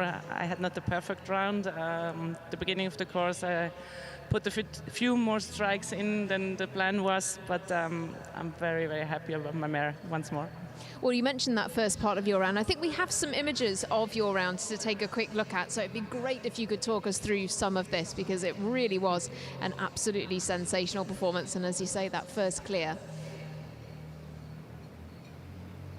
We'll just get those in a moment then. Here we go. Steiner for Switzerland. Nice Savant Zogoval. She already I put one more strike than the plan was. Then here I came around. I was a bit deep on the oxen, so I landed straight, and then same as well. I put one more strike for take a bit less risk to the triple bar, to the triple, sorry. And then here a bit the same. I was a bit too deep for myself, and then I made 5 strike behind, but she was really fighting for me. From this part, it went easier. I had a bit more the forward distance than it was the plan, and yeah, she really fought it once more. She looks like she's fun to ride in there. She is definitely. She is most of the time really, really motivated. When she gets too motivated, it gets a bit difficult. Then she wants to turn faster than I want. But today she was really easy to ride. This is excellent stuff. We could have a new leader. Could it be the first clear? Yeah, Tom, very much one of those standout performances then this evening. Oh, a beautiful round. Nadia, tell us a little bit of what it must feel like to have a nice round like that over a really technical, delicate track set here by a world-class course builder. Yeah, the feeling was amazing. Okay, it was not planned everything like this, but she makes me the life easy. She makes me, yeah, the plan can change. That's the life. Horses are animals. We are not always perfect, but she is always a mare who tries to do everything in a good way and makes me the life easier.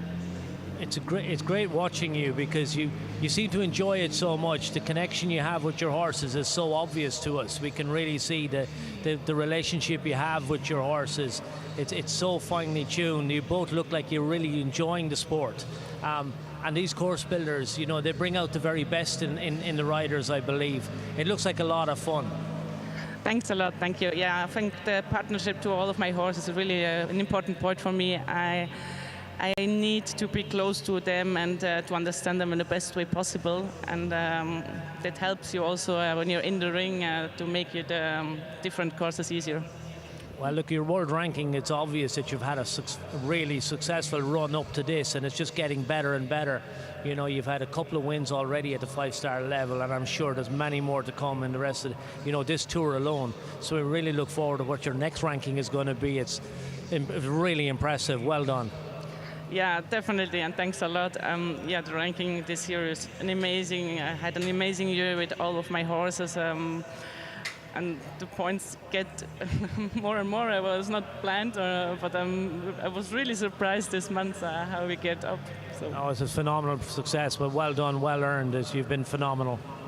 Thank you so much. Thanks a lot. Nadia, talk to us about the rest of your plans for this week then. What can we expect tomorrow, and perhaps looking ahead to the Grand Prix?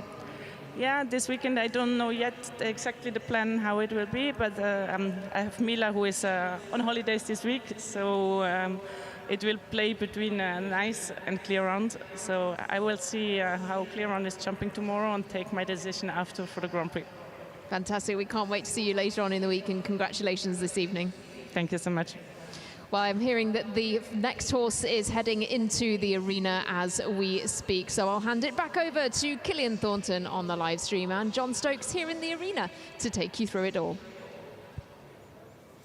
Thanks, Hannah. Great to hear from Nadia Peter-Steiners, the first clear of the competition. Just 5 clear with a joint leading time of 67.76. That's Marlon Mondolo-Zanatelli along with Megan Mossingnier that lead it here tonight.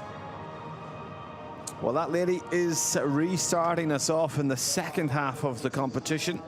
She goes with this 10-year-old stallion. It's B Golden Lynx. And just 21 years old, she's already a seasoned team player.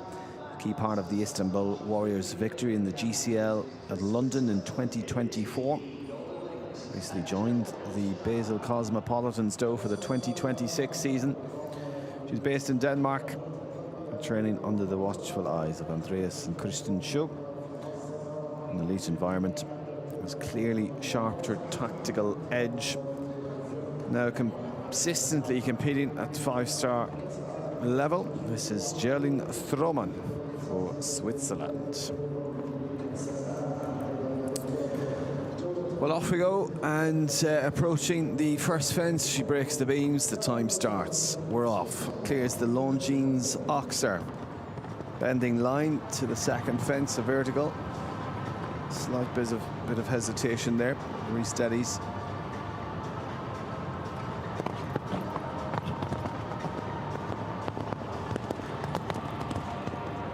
Opting for a 7 stride there. Into the triple combination along the cafes and grandstand on the right turn, knock of the fence there. That's a knock at fence 5. 2 water puddle trays under that fence. A left-handed turn into fence 7. Bending line to the next combination. 1 stride Oxer vertical.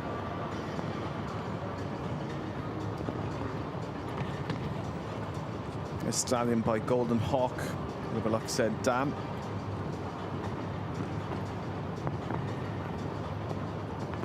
Comes to the final partner with a knockdown at the third last fence. To the last fence. A slight rub at the front rail there, but remains in position. It will be 8 for jumping and 1 for time there, 79.03. That's a total of 9 for Geraldine Stroman, B Golden Lynx.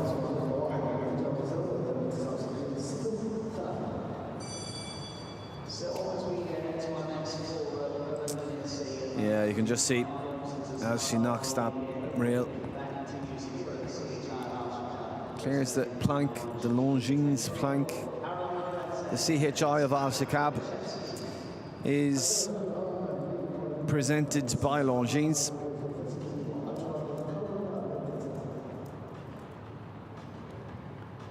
As we go to a rider next, that's for Poland, Polski.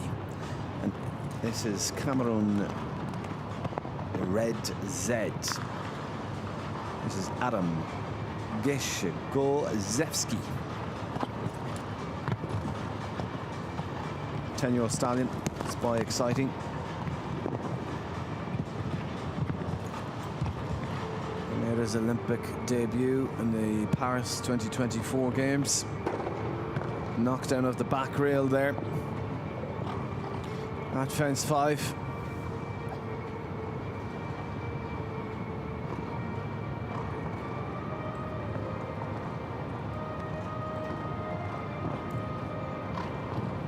Out of the double. Steadies up, just got over that oxer there.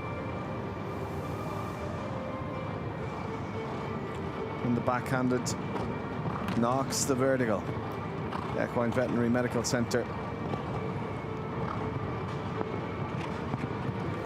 The 4 strides down to the Longines plank with just the 1 from home. 2 on the ground, clears the last with 72.89 on the clock.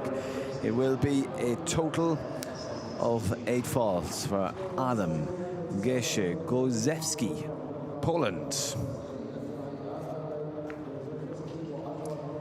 Yeah, disappointing there, but a great effort for the young man representing Poland. And back with me in the commentary box to take us through the remaining 18 left to go is Tom Frayne, as we welcome in the next partnership, and it is for Turkey, Alessa Irigo Zazari and Dawson. This 13-year-old gelding is by Damonte and competing at the highest level here, has deep roots in the European and American circuits. A very highly disciplined rider, gets us going now.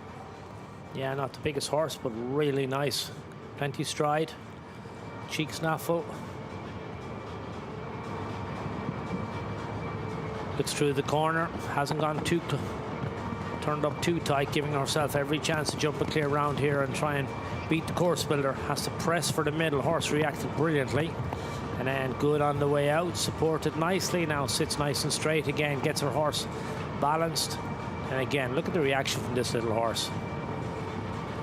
Lovely and light off the ground. You can see he's got that little grey patch on his nose. That's just to help his breathing. Comes to the double. Oh, has the front rail on the way in. You can see it's a bending line to the left. Now bending line to the right. Another big oxer. He's very good there. And again, goes that little bit wider. We'll see. Gets good and straight. Now pushes out. Straightens up. Good shot in. 3, 4 strides to the tall plank. Now last fence coming up. Keep it on the 4.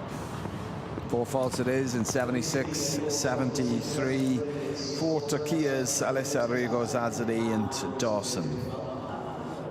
Yeah, younger athlete. Getting her opportunity here. You can see just the slightest little error from the horse. Just misjudged that front rail on the way up and just pushes it off. Here we see him on the first fence. Really nice type. Lovely technique.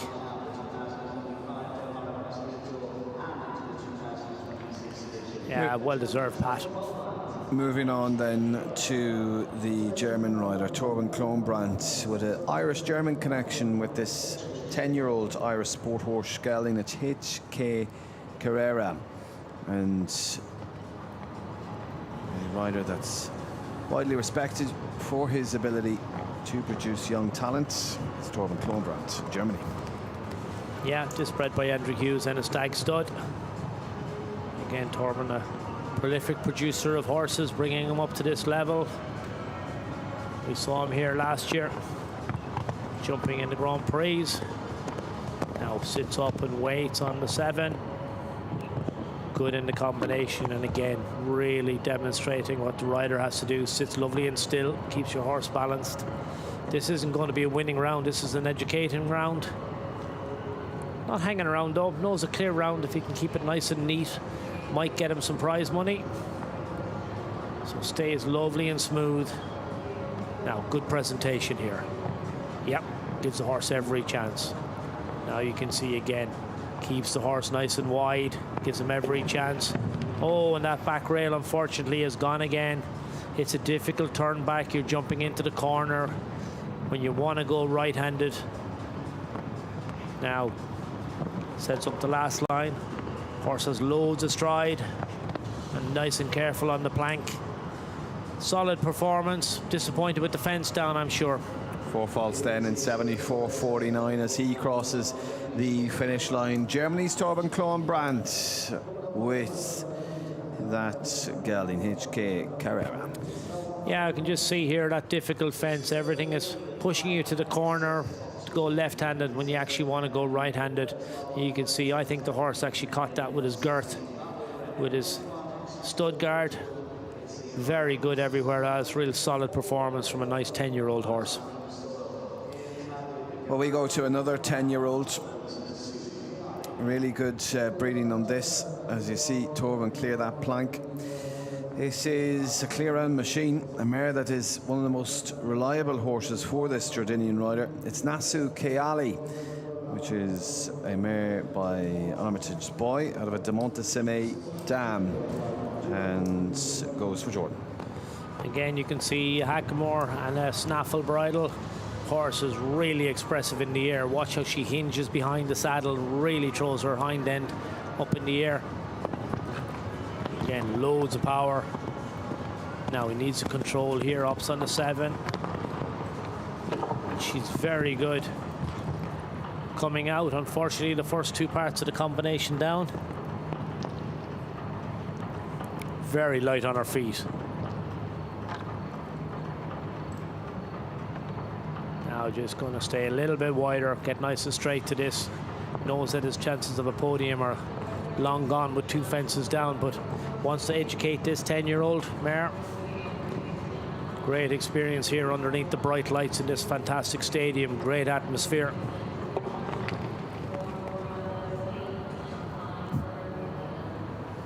Yeah, he's gone nice and wide here to the vertical.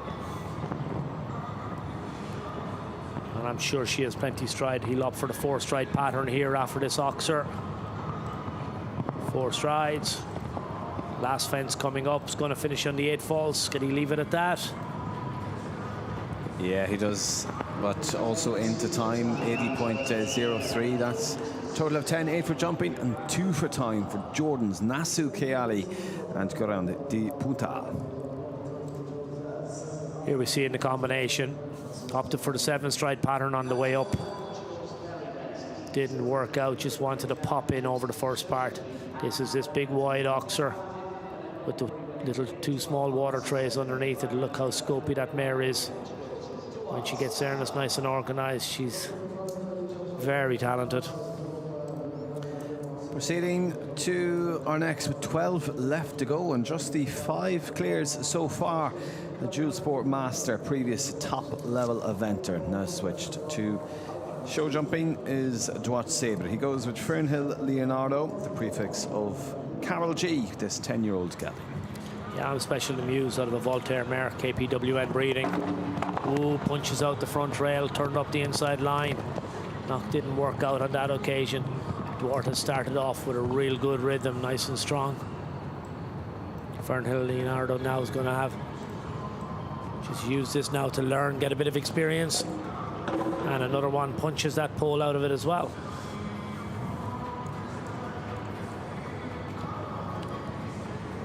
Now settles down, gets back onto the rhythm. Big double here now. Oxer coming in. Has the front rail. We're on 12 penalties, unfortunately. Duarte is one of the real horsemen on the circuit, has a great empathy with the horses. His sake has an eventing background originally, but he's been at the show jumping game for quite a long time now and competed at the Olympics. just steps past that plank now. You're going to see his hand come up, and he's going to retire on this occasion. It's not to be this evening. He'll go back out. Duarte knows his horses very well. He'll go back, have a look at the video. He'll decide what's not right today, and I'm sure he'll put it right fairly soon, and we'll see him back in the ring. Yeah, he decides to exactly do that. He's retired Fernhill Leonardo Duarte Sabre. But we continue to another French lady that has just recently joined us for this week. It is Zadran and with Gloria Gravolette. This is a 10-year-old mare by Crusador, and of an untouchable dam, and a lady that's consistently within the top 100 of the Longines world rankings. Secured a massive podium finish in the LGCT of Doha, placing third last year in one of those classes, part of that show. Yeah, 83 in the Longines world rankings, a really good marker. Had a phenomenal year last year, and obviously very strong at the back end. To get inside that top 100 is a phenomenal achievement. Sets out really nicely here on this 10-year-old mare. Beautiful type, sits up, great control up to the combination. A little bit of a rub on the way out, and now back on it. Nice and straight. Mare just opens her mouth a little bit. A little bit of a control issue there, unfortunately. Had the front rail down. You can see rider wanted to turn right a little bit, and the mare just drifted out. Now back on track, heading to this big double, moves forward to it, really brave. Now gets the change onto the right lead, jump the oxer across the line. Staying on a really good rhythm here now, trying to educate the mare. Knows she has a fence down, but sticking to the plan. Comes forward now for the 4, 2, 3, gets up the distance. You can see mare is very careful over the tall plank. Last fence to come. It remains in the cup, so that's for Faults&Time in 74.54 for the French lady. Jean Saurin and Gloria Gravolette, France. Yeah, just a little bit of a misunderstanding there. You can see that front rail really getting pushed out of the cups. Landed out a combination, just travelled a little bit forward, and when Janine just said to turn right, there was a little bit of resistance. The mare opened her mouth, and once you cross that centre line, it's very difficult to get the quality presentation to the jump that you're looking for, particularly to jump a fence of that challenging nature. Well, we go now to the world number 36. He's ranked in the Longines ranking. This is with a 9-year-old stallion, the Baie de Montessemé. This is Diamantino and Germany's Christian Allman. Yeah, he's been very busy. Has a number of horses here between the 5-star and the 3-star. Producing some really potential superstars. We see this is only a 9-year-old. And wow, look at that for a jump. Plain snaffle on him. Little sheepskin noseband on him. But now just slows up to the combination. Young horse is quite enthusiastic, and you can see Christian working a little bit more than we would normally see him. Normally the control panel is so subtle, it's hardly noticeable. This 9-year-old stallion's a bit more energetic, a bit more enthusiastic, but he's very careful, very scopy. Big stride as well. He's really covering the ground here. Oh, look at that. He just skips in front of that double combination. Now, moves up to this. And again, this horse is so light on his feet. So athletic. This is very neat. I don't think he's going to trouble the leaders, but he's definitely looking for a good placing with this fella. Now, last fence coming up. We keep an eye on the clock. He's not too far away. He clears the last fence, and with 69.36, that's a strong enough performance for Christian Allman to rank 5th at this late stage with Diamantino. Foot perfect there. Yeah, this is a really nice young horse. You can see he's only a 9-year-old. Look at that for scope and technique out over the first fence. And again, when you consider he's only a 9-year-old and obviously not experienced at this level, imagine what this guy's going to be able to do when it just gets a little bit more fine-tuning.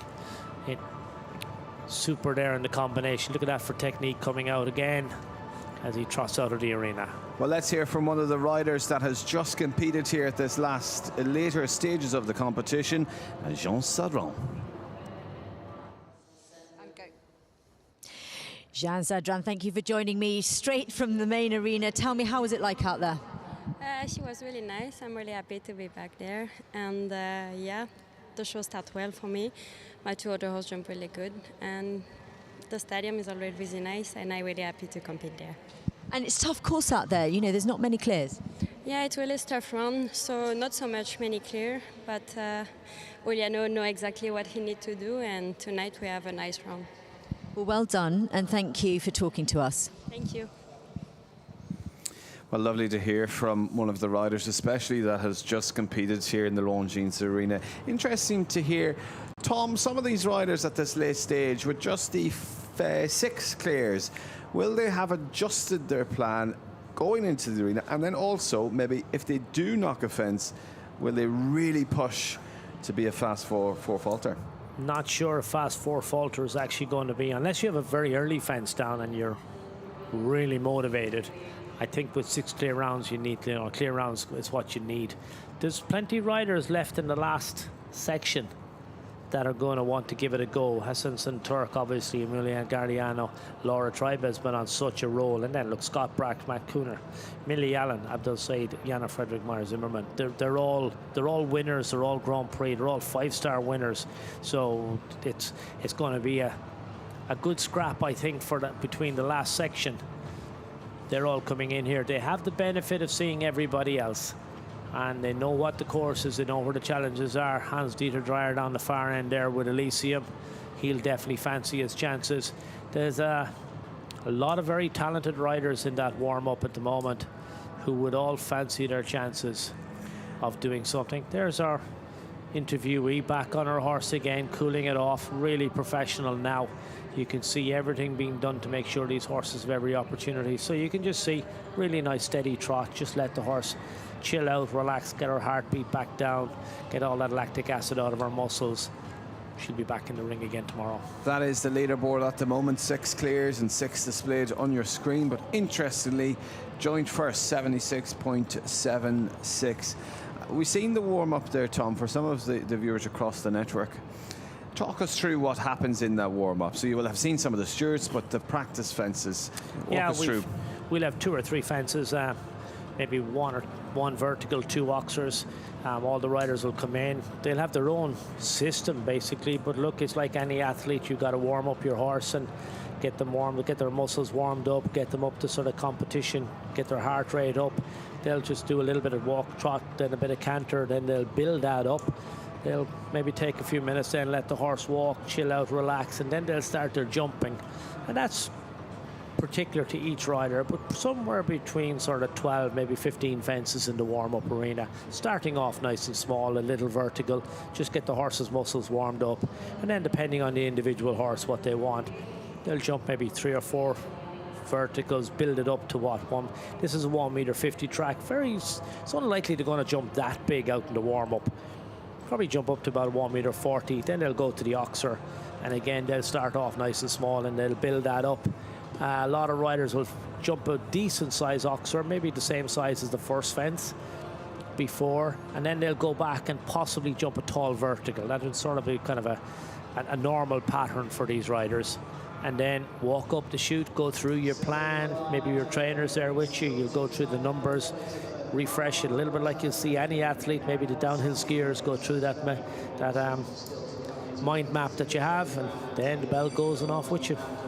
And that is exactly what has happened for the next rider. Now under the bright lights, as we've seen some of the faces that have gathered around the side of the arena to watch on our previous recipient of His Highness the Emir's sword last year, 2025. She put up a really tough battle to retain it this year, but got into that final round, the 3rd round, the jump-off round.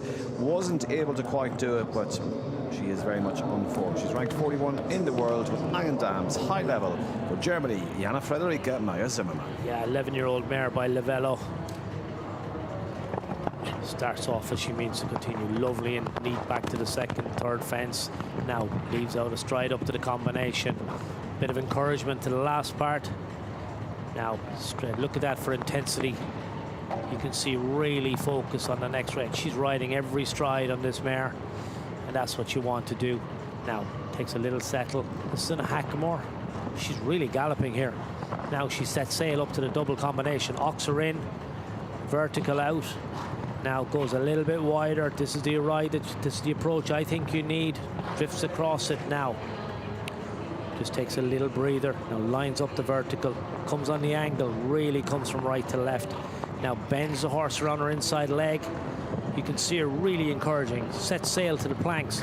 She's clear. Now she's going to gallop to the last. This is a contender. We may have a new leader. Here she goes. Could it be quick enough? It certainly looks like it. 67.19, over half a second quicker. The relief on her face. She is so pleased with that performance.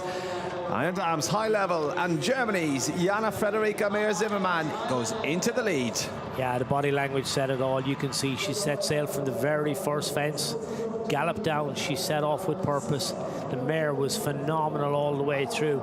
You can really look at her pushing for the last part of the combination. Look, there's determination. Eye on that top rail, keeps her balance. Yeah, there's a rude smile. She knows they were excellent. Yeah, she's got her nose in front. Now she's going to have to sit and wait.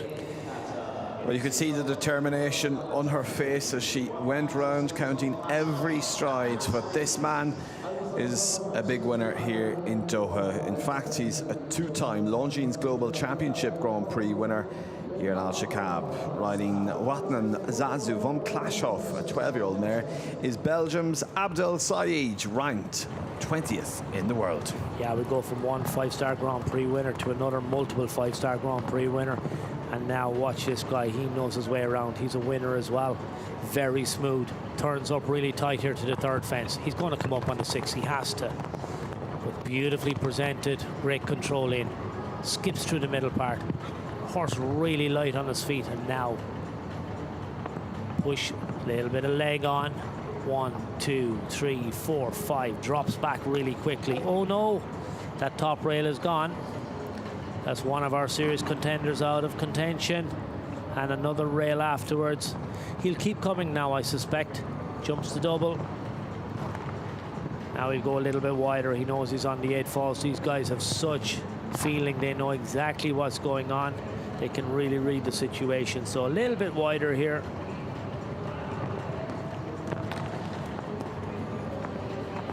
Comes to the third last fence. Big Oxer. Now he'll just gallop down to the end. I'm sure if he was still clear, he'd be going on a lot quicker than he is now. But even still, look at the time. 8 falls down in 69.76 for Abdel Said. 2 on the ground with Watman Zazu van Klashoff. Yeah, really neat start. Set sail, nice and organised. That's the fence, the 4th last fence. Here's the Longines. This is our first fence. No, sorry, excuse me, this is the plank. Horse really good here again, everything nice and settled. Abdullah just slowed it all down, got it all organised.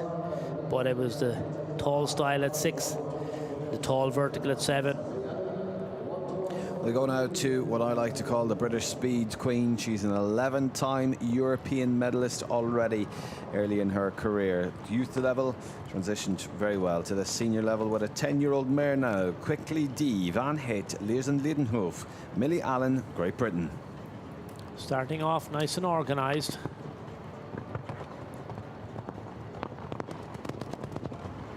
He's only a 10-year-old, not the biggest mare. Again, we know Millie is very, very quick and very competitive. She's just going to wind it up as she comes through the course. Unfortunately, front rail down has taken her out of it, and another rail. She's on the 8 penalty. She's not going to be getting any prize money this evening. Quickly living up to her name, but unfortunately, she needs to leave all the fences in the cups. Big step up for these younger horses to come into this stadium arena. I'm sure a few more rounds under her belt and she'll be able to use that natural speed this mare has across the ground. Lovely expression from the mare. She's really reading what's in front of her now and has settled into the course particularly well. Keep an eye on her for the remainder of the show. Yeah, still plenty of jumping ahead of the week, and she clears that last fence with the 8 jumping then in 70.31 for Millie Allen. Great Britain quickly the Van Het, Lijen Lidenhof. Here we go.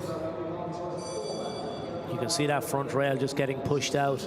This is the big oxer over the far end of the arena. The mare comes up on the right hand side of it. You can see it really stretches to make the back rail. We move on to another British rider and one of the most decorated young riders in British history. He's multiple European medals to his name also.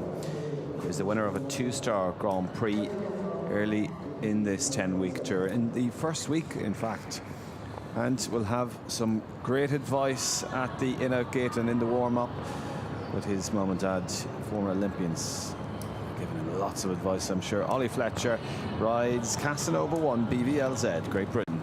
Yeah, starts off, this is a real blood horse. You can see very light on his feet. It's only a 10-year-old stallion by Codex 1 out of an Air Jordan mare. Nicely presented here now to the oxer. 4, 5, 6, goes to 7, stride pattern. Who has the back rail down a little bit green, I think, on the horse. Ollie presented him in lovely there. You can see really positive ride up the hill to that oxer. And again, look at that for position and balance from this young athlete. He's only 22 years of age, but already competing at the highest level. Now, really nice across here. Again, with a young horse like this is a real learning experience. You know, these young horses, they have to learn how to go that little bit quicker, pick up the fences, keep their balance.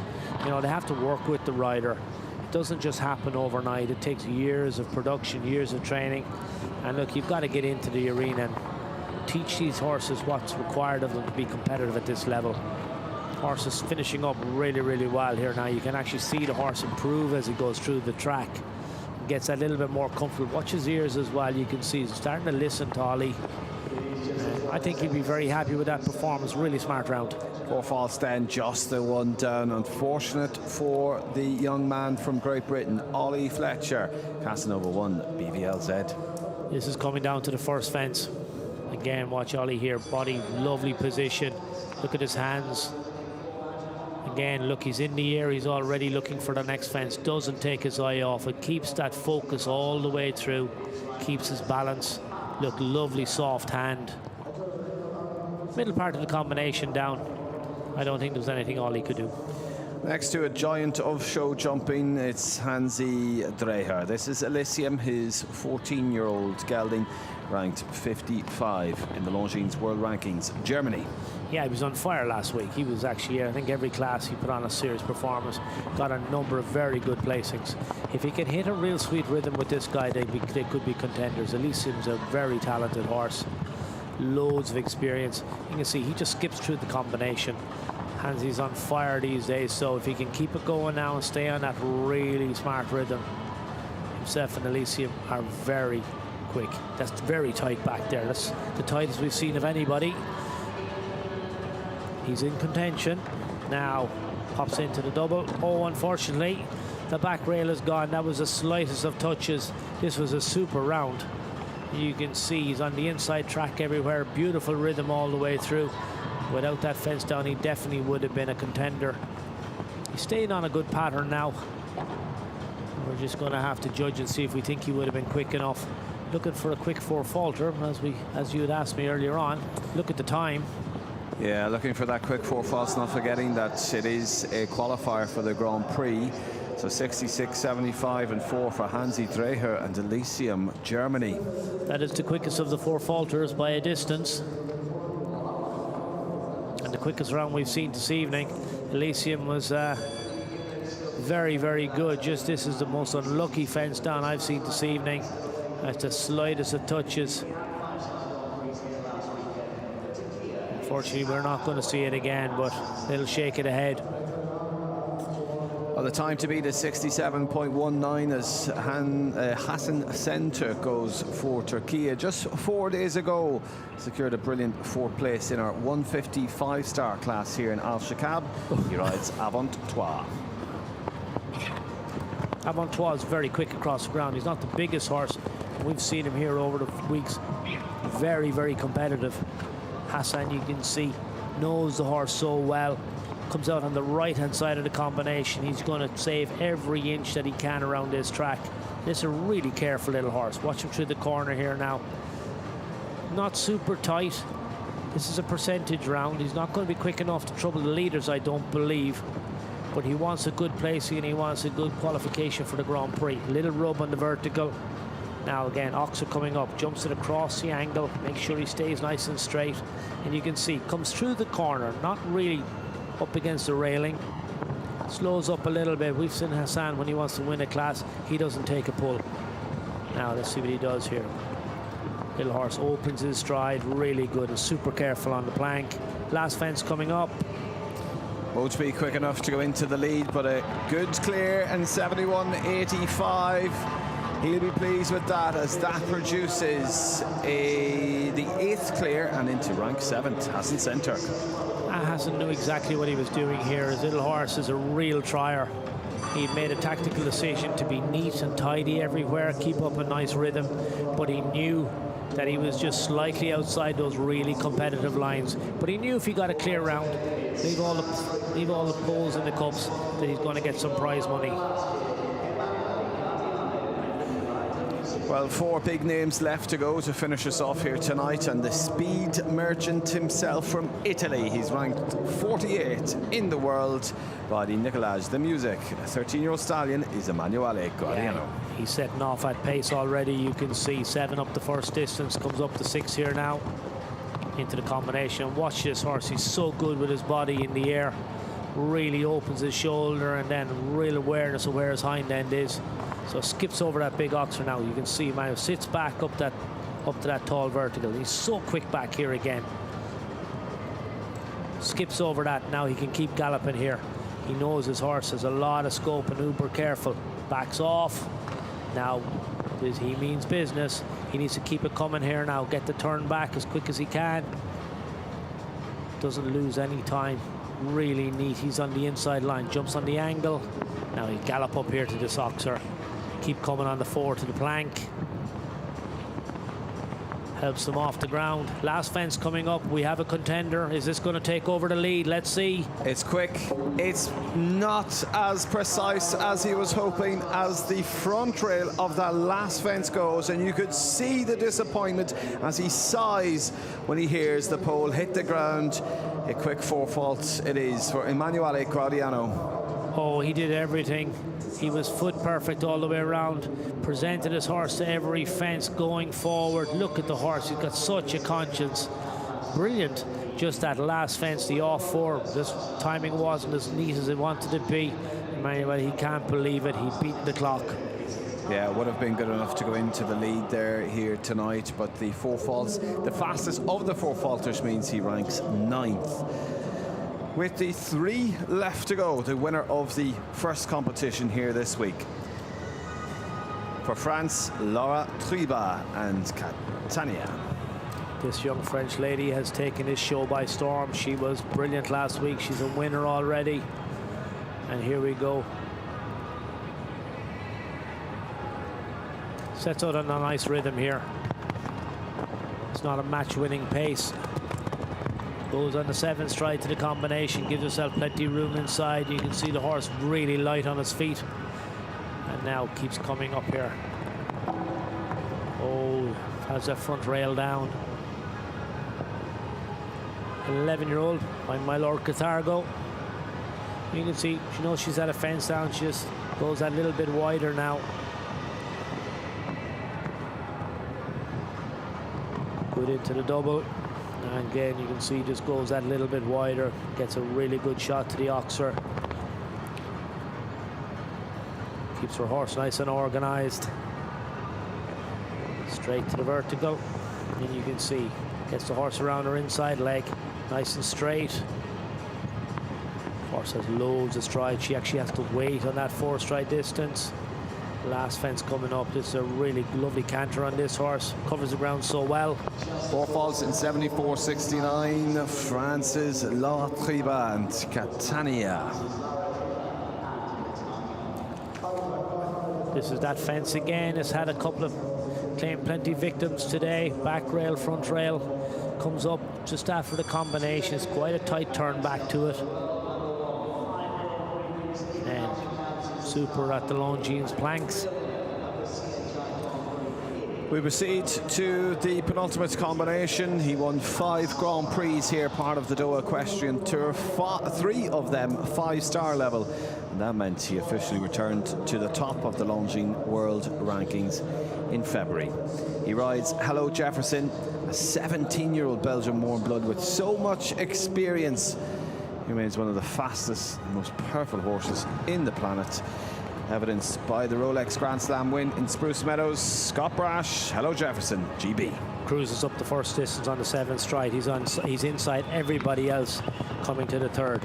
Gallops up to the combination. Watch Jefferson just backs up, pats the ground with his feet and skips out on the right-hand side of the 3rd part of the combination. If you can watch him, he's inside every other track here. He's such a nimble horse. And again, look, he's so tight back here. Has to be in front at this stage. Now Scott just keeps cruising. Again, inside line. Go back up. Now sit up. Now he can go a little bit wider here. Jumps it on the angle. And Jefferson, he's so quick. Again, he's inside everything else. On the angle. This 17-year-old has been around the world. He's won so many classes. Just keep it together now. He has this class in the bag if he just holds it and leaves the last fence up. Here he comes, has to go into the lead. Time to beat a 67.19. That is a significant lead. 3 seconds quicker than what was the leading time. The world #1 goes into rank 1. What a round by Great Britain's Scott Brash. What a relationship he has with Hello Jefferson. They know each other so well. Scott knows what he's capable of. Cut every corner. Was as neat. Look, there you can see he's taking the flag off that. He's that close to the side. Again, watch him here. He jumps everything on the angle. This is this tricky oxer. Look at Jefferson. He said, don't you worry, I have this, boss. Goes high, goes wide. Again, he was so quick back from the style, back to the vertical up at the pocket. Brilliant round. Just super to see that 17-year-old being consistently performing at this level as we go to the final partnership.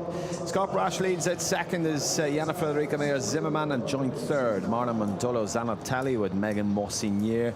That's the top 3, top 4 riders at least, with that joint 3rd. And Max Kuhner steps forward as last to go here tonight. He rides Greece. This partnership won the €106,000 speed challenge at 5-star jumping here in fact, the last week of January, with this 12-year-old mare by My Lord Comthago, Austria's Max Kuhner. He's a 12-year-old.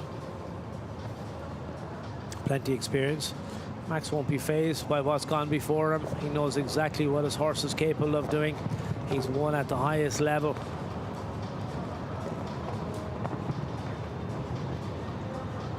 So this horse is a really big stride.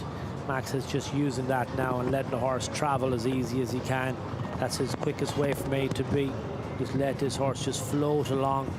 And again, look again, top class rider coming out on the right hand side. Stays up on the inside. Jumps the oxer. Greece very light on his feet as well. Hard to beat Hello Jefferson on a foot race. He's such an athlete and using all his experience. Max very neat and tidy. Has to make an alteration up there and settle up a little bit. Now he keeps coming, bowls the line, comes from right to left to right, and again very neat and tidy back on the turn back. This is a superb round. What a partnership as well. Any other day we'd be looking at this as a potential winner. But is he looking at 2nd place? Don't think he's going to get to the bleeder. Well, it is a knockdown there, so 4 faults and 65.02 at fence number 11. The back rail goes for Austria's Max Kuhner with grace, able to rank in the top 10 there as he concludes as the fastest of the 4 faulters. Well, that concludes the jumping here. Tom, great competition as the feature class. Oh, fantastic. I've really enjoyed this evening. Fair play to the riders. They've come in one after the other and really risen to the challenge that Uliana Fasani has set them. Beautiful course, so delicate across the way. I think it's been a fantastic test of horse and rider. You know, that relationship that they have. He's tested everything, length of stride, control, scope, carefulness. Brilliant course again. And a brilliant competition. But the great thing is that it's only started. It's only day number 1, so much ahead. So much more to look forward to. I'm going to studio. We look forward to seeing you back in the commentary box tomorrow, but as you say, you are off to the studio. That is the result displayed on your screen. A win here for Scott Brash. The world number 1 does it again. Second, Jana Frederica Meyer-Zimmermann, with third being joint between the Brazilian rider Marla Mondolo Zanotelli and Megan Mossinier. That's the top 3 with those 4 athletes.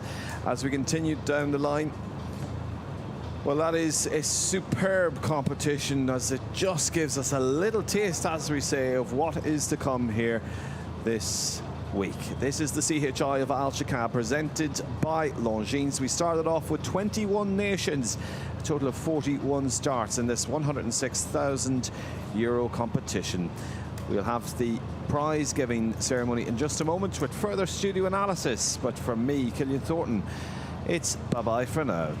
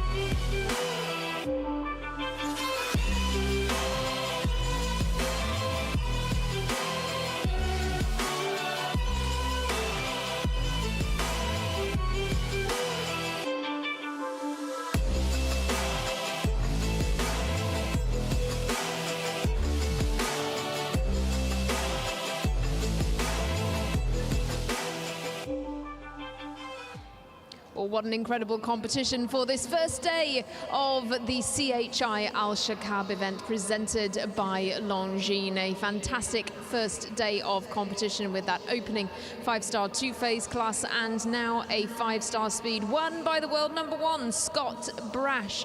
Incredible performance there. We of course had some quite long-standing joint leaders, and then eventually Scott's taking over that leading spot by 3 seconds. A huge margin in the context of tonight's competition. We'll be looking to get a few words from our winner in a few moments' time, but in the meantime, our analyst Tom Frayne has made it back down to the studio to join me. So we'll have a little look back at tonight's competition. As I say, 3 seconds between your winning rider Scott Brash and his nearest rivals, which really was an incredible feat. He really had a foot to the floor. And Tom, just talk to us a little bit about, you were watching that keenly, of course, on our commentating team. Some performance from Scott tonight. That was just fantastic. It was such a joy to watch. Look, we know how good a partnership they are. Scott's number 1 in the world. Hello Jefferson's a horse that's won so many big classes, 5-star Grand Prix, but they just came into the ring and they just set the light. They were just fantastic. The view that I have above in the commentary position, you can look down and see where the tracks of all the other horses are. And Scott was inside everything, all the way around.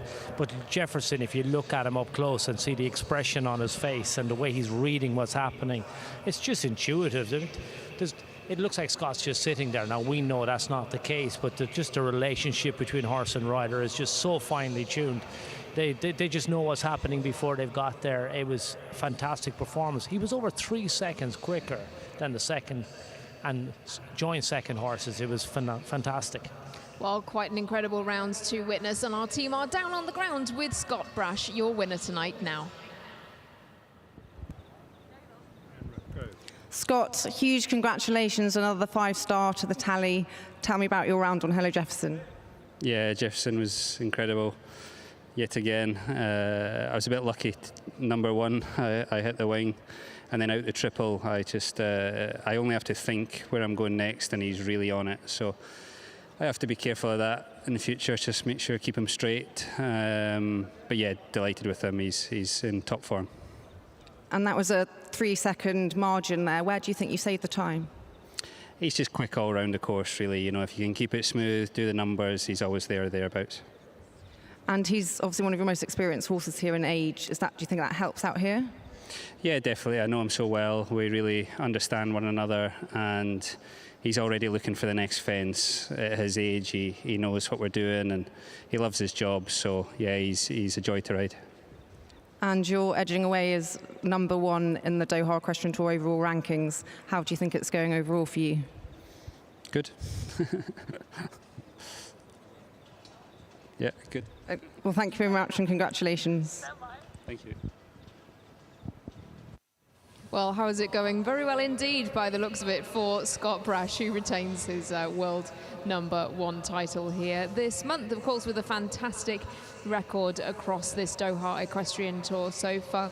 So Tom, you know, we were talking a little bit about the margin there, and you talked about those inside turns that Scott took. We saw a good few riders with some decent foot speed, but the turns really where you think he really made the win there. Yeah, but that particular pairing were just able to go that little bit quicker. They jumped a little bit more on the angle. If you watch the combination in particular, he popped in the middle, was able to come up on the 6 stride, slow up. But actually, if you watch between the middle part and the last part, he actually drifted to the right. So he was already maybe 3-4 meters off that turn up that line. It was phenomenal how he did it. But that's experience, that's trusting his horse, and the relationship that they've built up over all these years. Remember, Jefferson is 17 now. You know, he's been around a long time, but obviously every day is a school day, and he's remembered it all, and he's put it all to good use today. Absolutely. What an incredible performance, and of course an incredible win here tonight. The horses are just heading into the arena for tonight's prize giving ceremony, and this will be the final showdown of the evening. The prize giving team, and with our arena led by John Stokes, here for you this evening.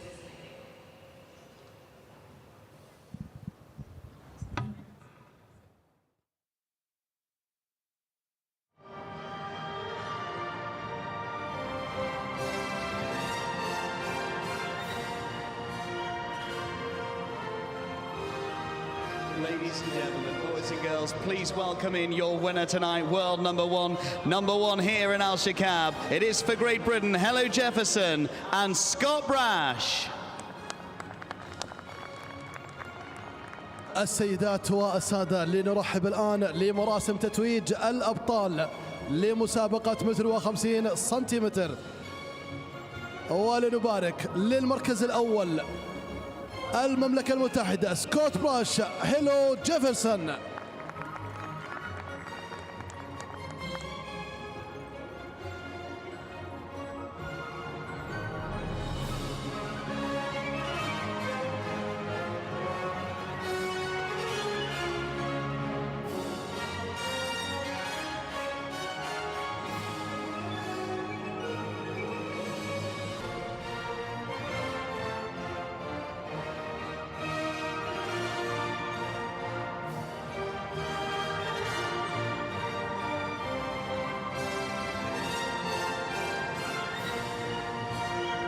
Brilliant sport and brilliant action here this evening, and nothing to separate these two, finishing in third, both earning a place on the podium. Congratulations to France's Megan Moissonnier and Brazil's Marlon Modolo Zanatelli. يصعد الآن لمنصة تتويج الأبطال للمركز الثالث من يشتركان بنفس النتيجة، فارسة فرنسا ميغان موزني وفارس البرازيل مارلون مودولو زاناتولي.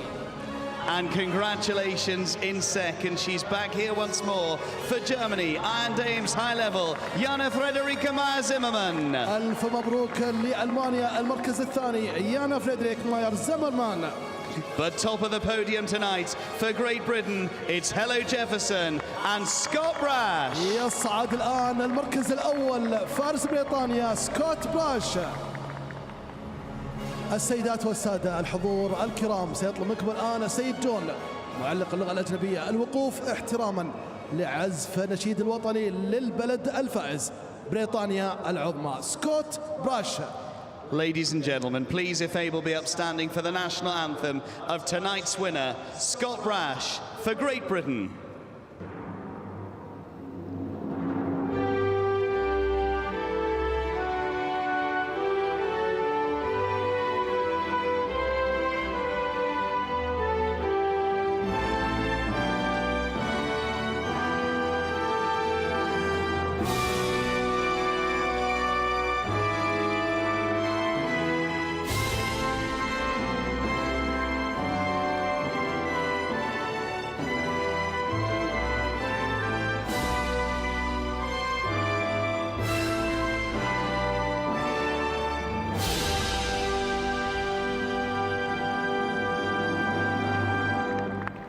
It is an honour and a pleasure to welcome forward sports manager Salman Al-Suwaidi to make the presentation of awards. And of course, we start there by congratulating in third place, tied, well done to France's Megan Wassonnier and Brazil's Marlon Modolo Zanatelli.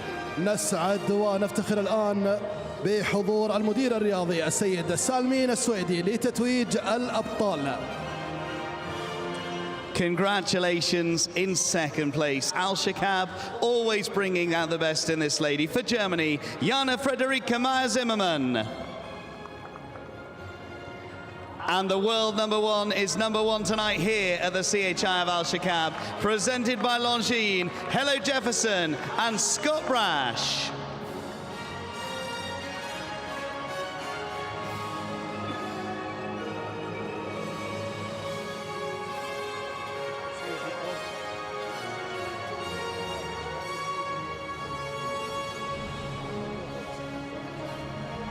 Our grateful thanks indeed to sports manager Salman Al-Suwaidi for stepping forward and making the presentation of awards this evening.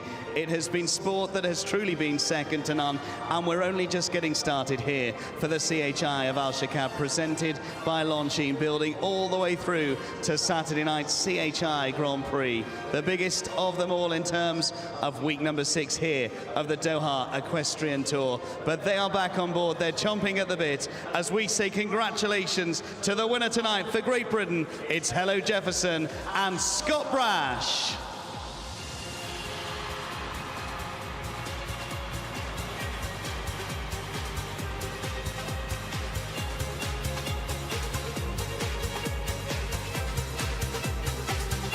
حضورنا الكرام، جولة النصر، يتقدم هذه الجولة صاحب المركز الأول. Your winner tonight, Scott Brash for Great Britain. In second, it's Germany's Jana Friederike Meyer-Zimmermann, and tied in third, Brazil's Marlon Modolo Zanatelli and France's Megan Wassonnier.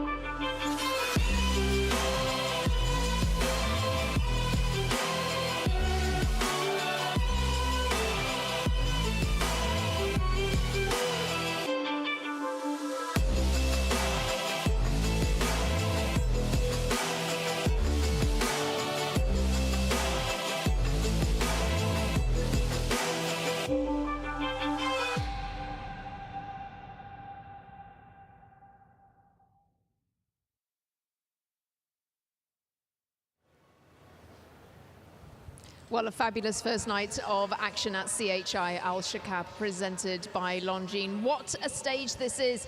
Our drone shot there just capturing this fantastic venue under the lights. It really is absolutely spectacular, and we're so thrilled to have a ringside seat here in our studio. Tom, that really was a great way to kick things off, wasn't it? A brilliant class, and I know you thoroughly enjoyed it. That was a lot of fun. I've really enjoyed that class. We got to see some really talented horse rider combinations, and at the end of the day we saw the #1 rider in the world on probably one of the best horses in the world put on one of the best displays I've seen for a very long time.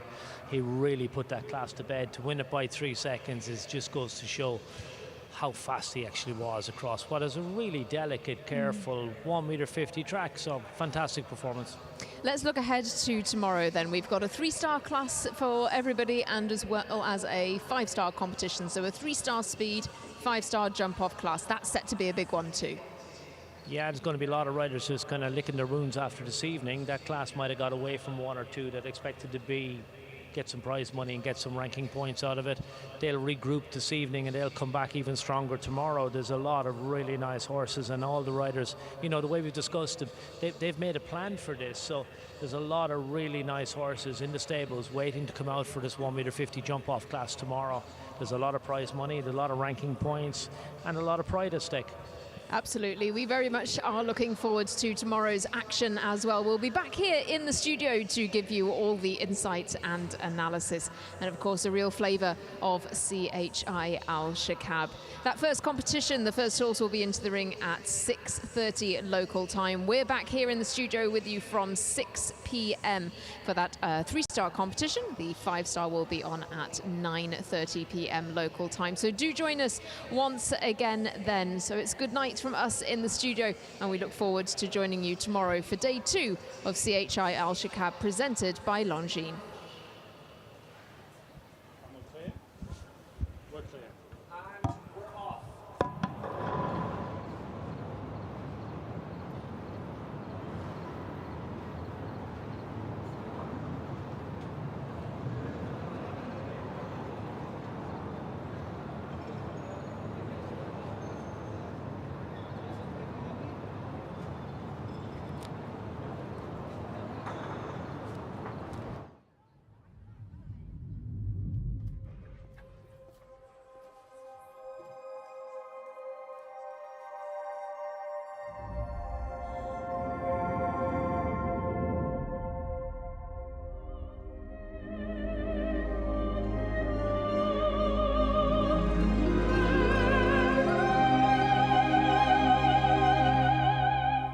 Longines, elegance is an attitude.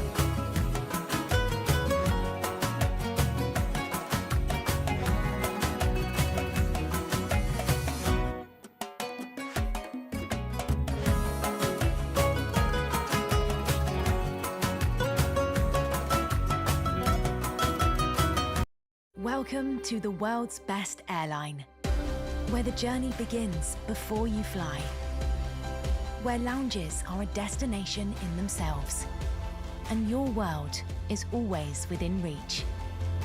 A place where you're looked after, and the smallest details bring the biggest smiles. This is Qatar Airways, the world's best for a record 9th time. كيف ممكن توصف شعور؟ ما في كلام يوصفه.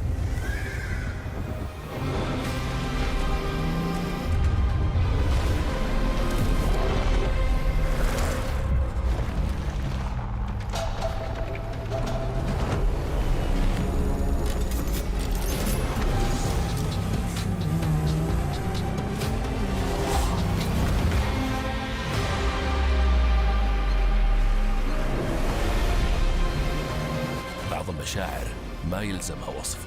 لما تحس بشعور جديد كل اللي عليك تسمح له يقودك.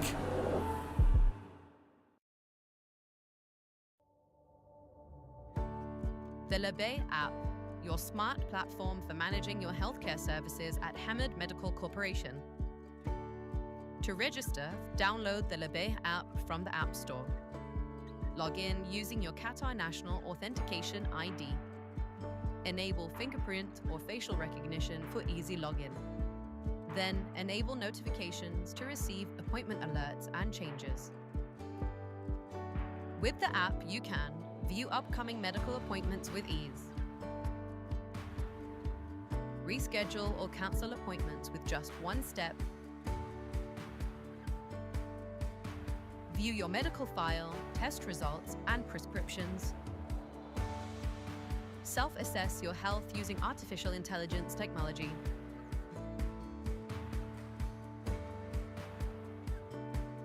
Labay, your smart platform for better healthcare.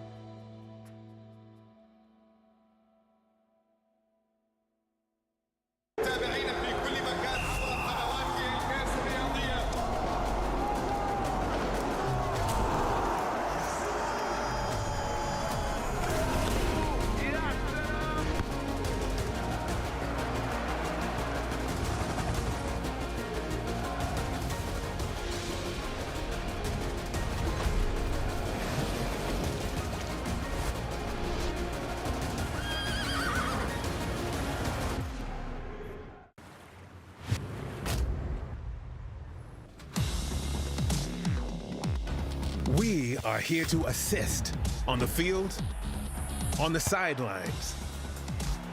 From training to go time, we help set up the shot so that you can take it. And your victory is also ours. At Aspetar, our purpose is to assist you whenever and wherever you need it. With state-of-the-art facilities and services, and staffed by some of the world's leading sports medicine experts, we are here to maximize your training and health so that you can maximize your win. Because our mission is to help you achieve your full potential. Meet Aspetar, the future of elite sports, all under one roof. Discover more on aspetar.com. A book, a desk, a teacher. For some, a classroom is a given. But for many around the world, it remains out of reach. Yet, we've always come forward to change that.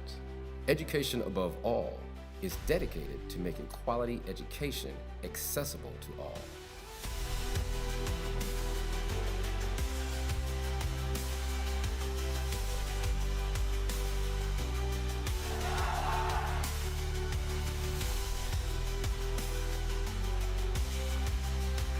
Because when a child learns, they don't just change their future.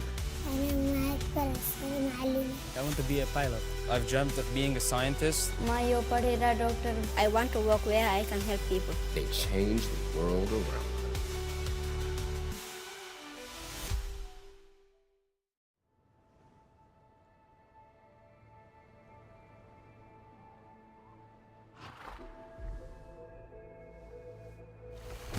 صدح صوت الحوافر وسمعتها الخيل والفرسان. وصل لأقصى بقاع الأرض، صدى صوته ملى الأقطار طول وعرض.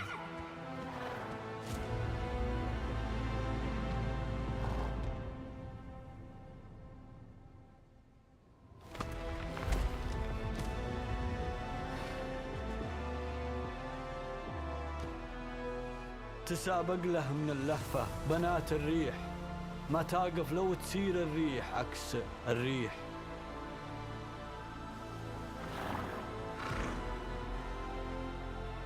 من الصحراء تشوف الناس ضحضاح السراب أسراب، تلاحظ في ملامحها الغريبة حالة استغراب، تحدد وجهة الصوت اللي يصداه وصلت الأسماع، وعلى الوجهة ما تدري عن بعضها وتتفق بإجماع.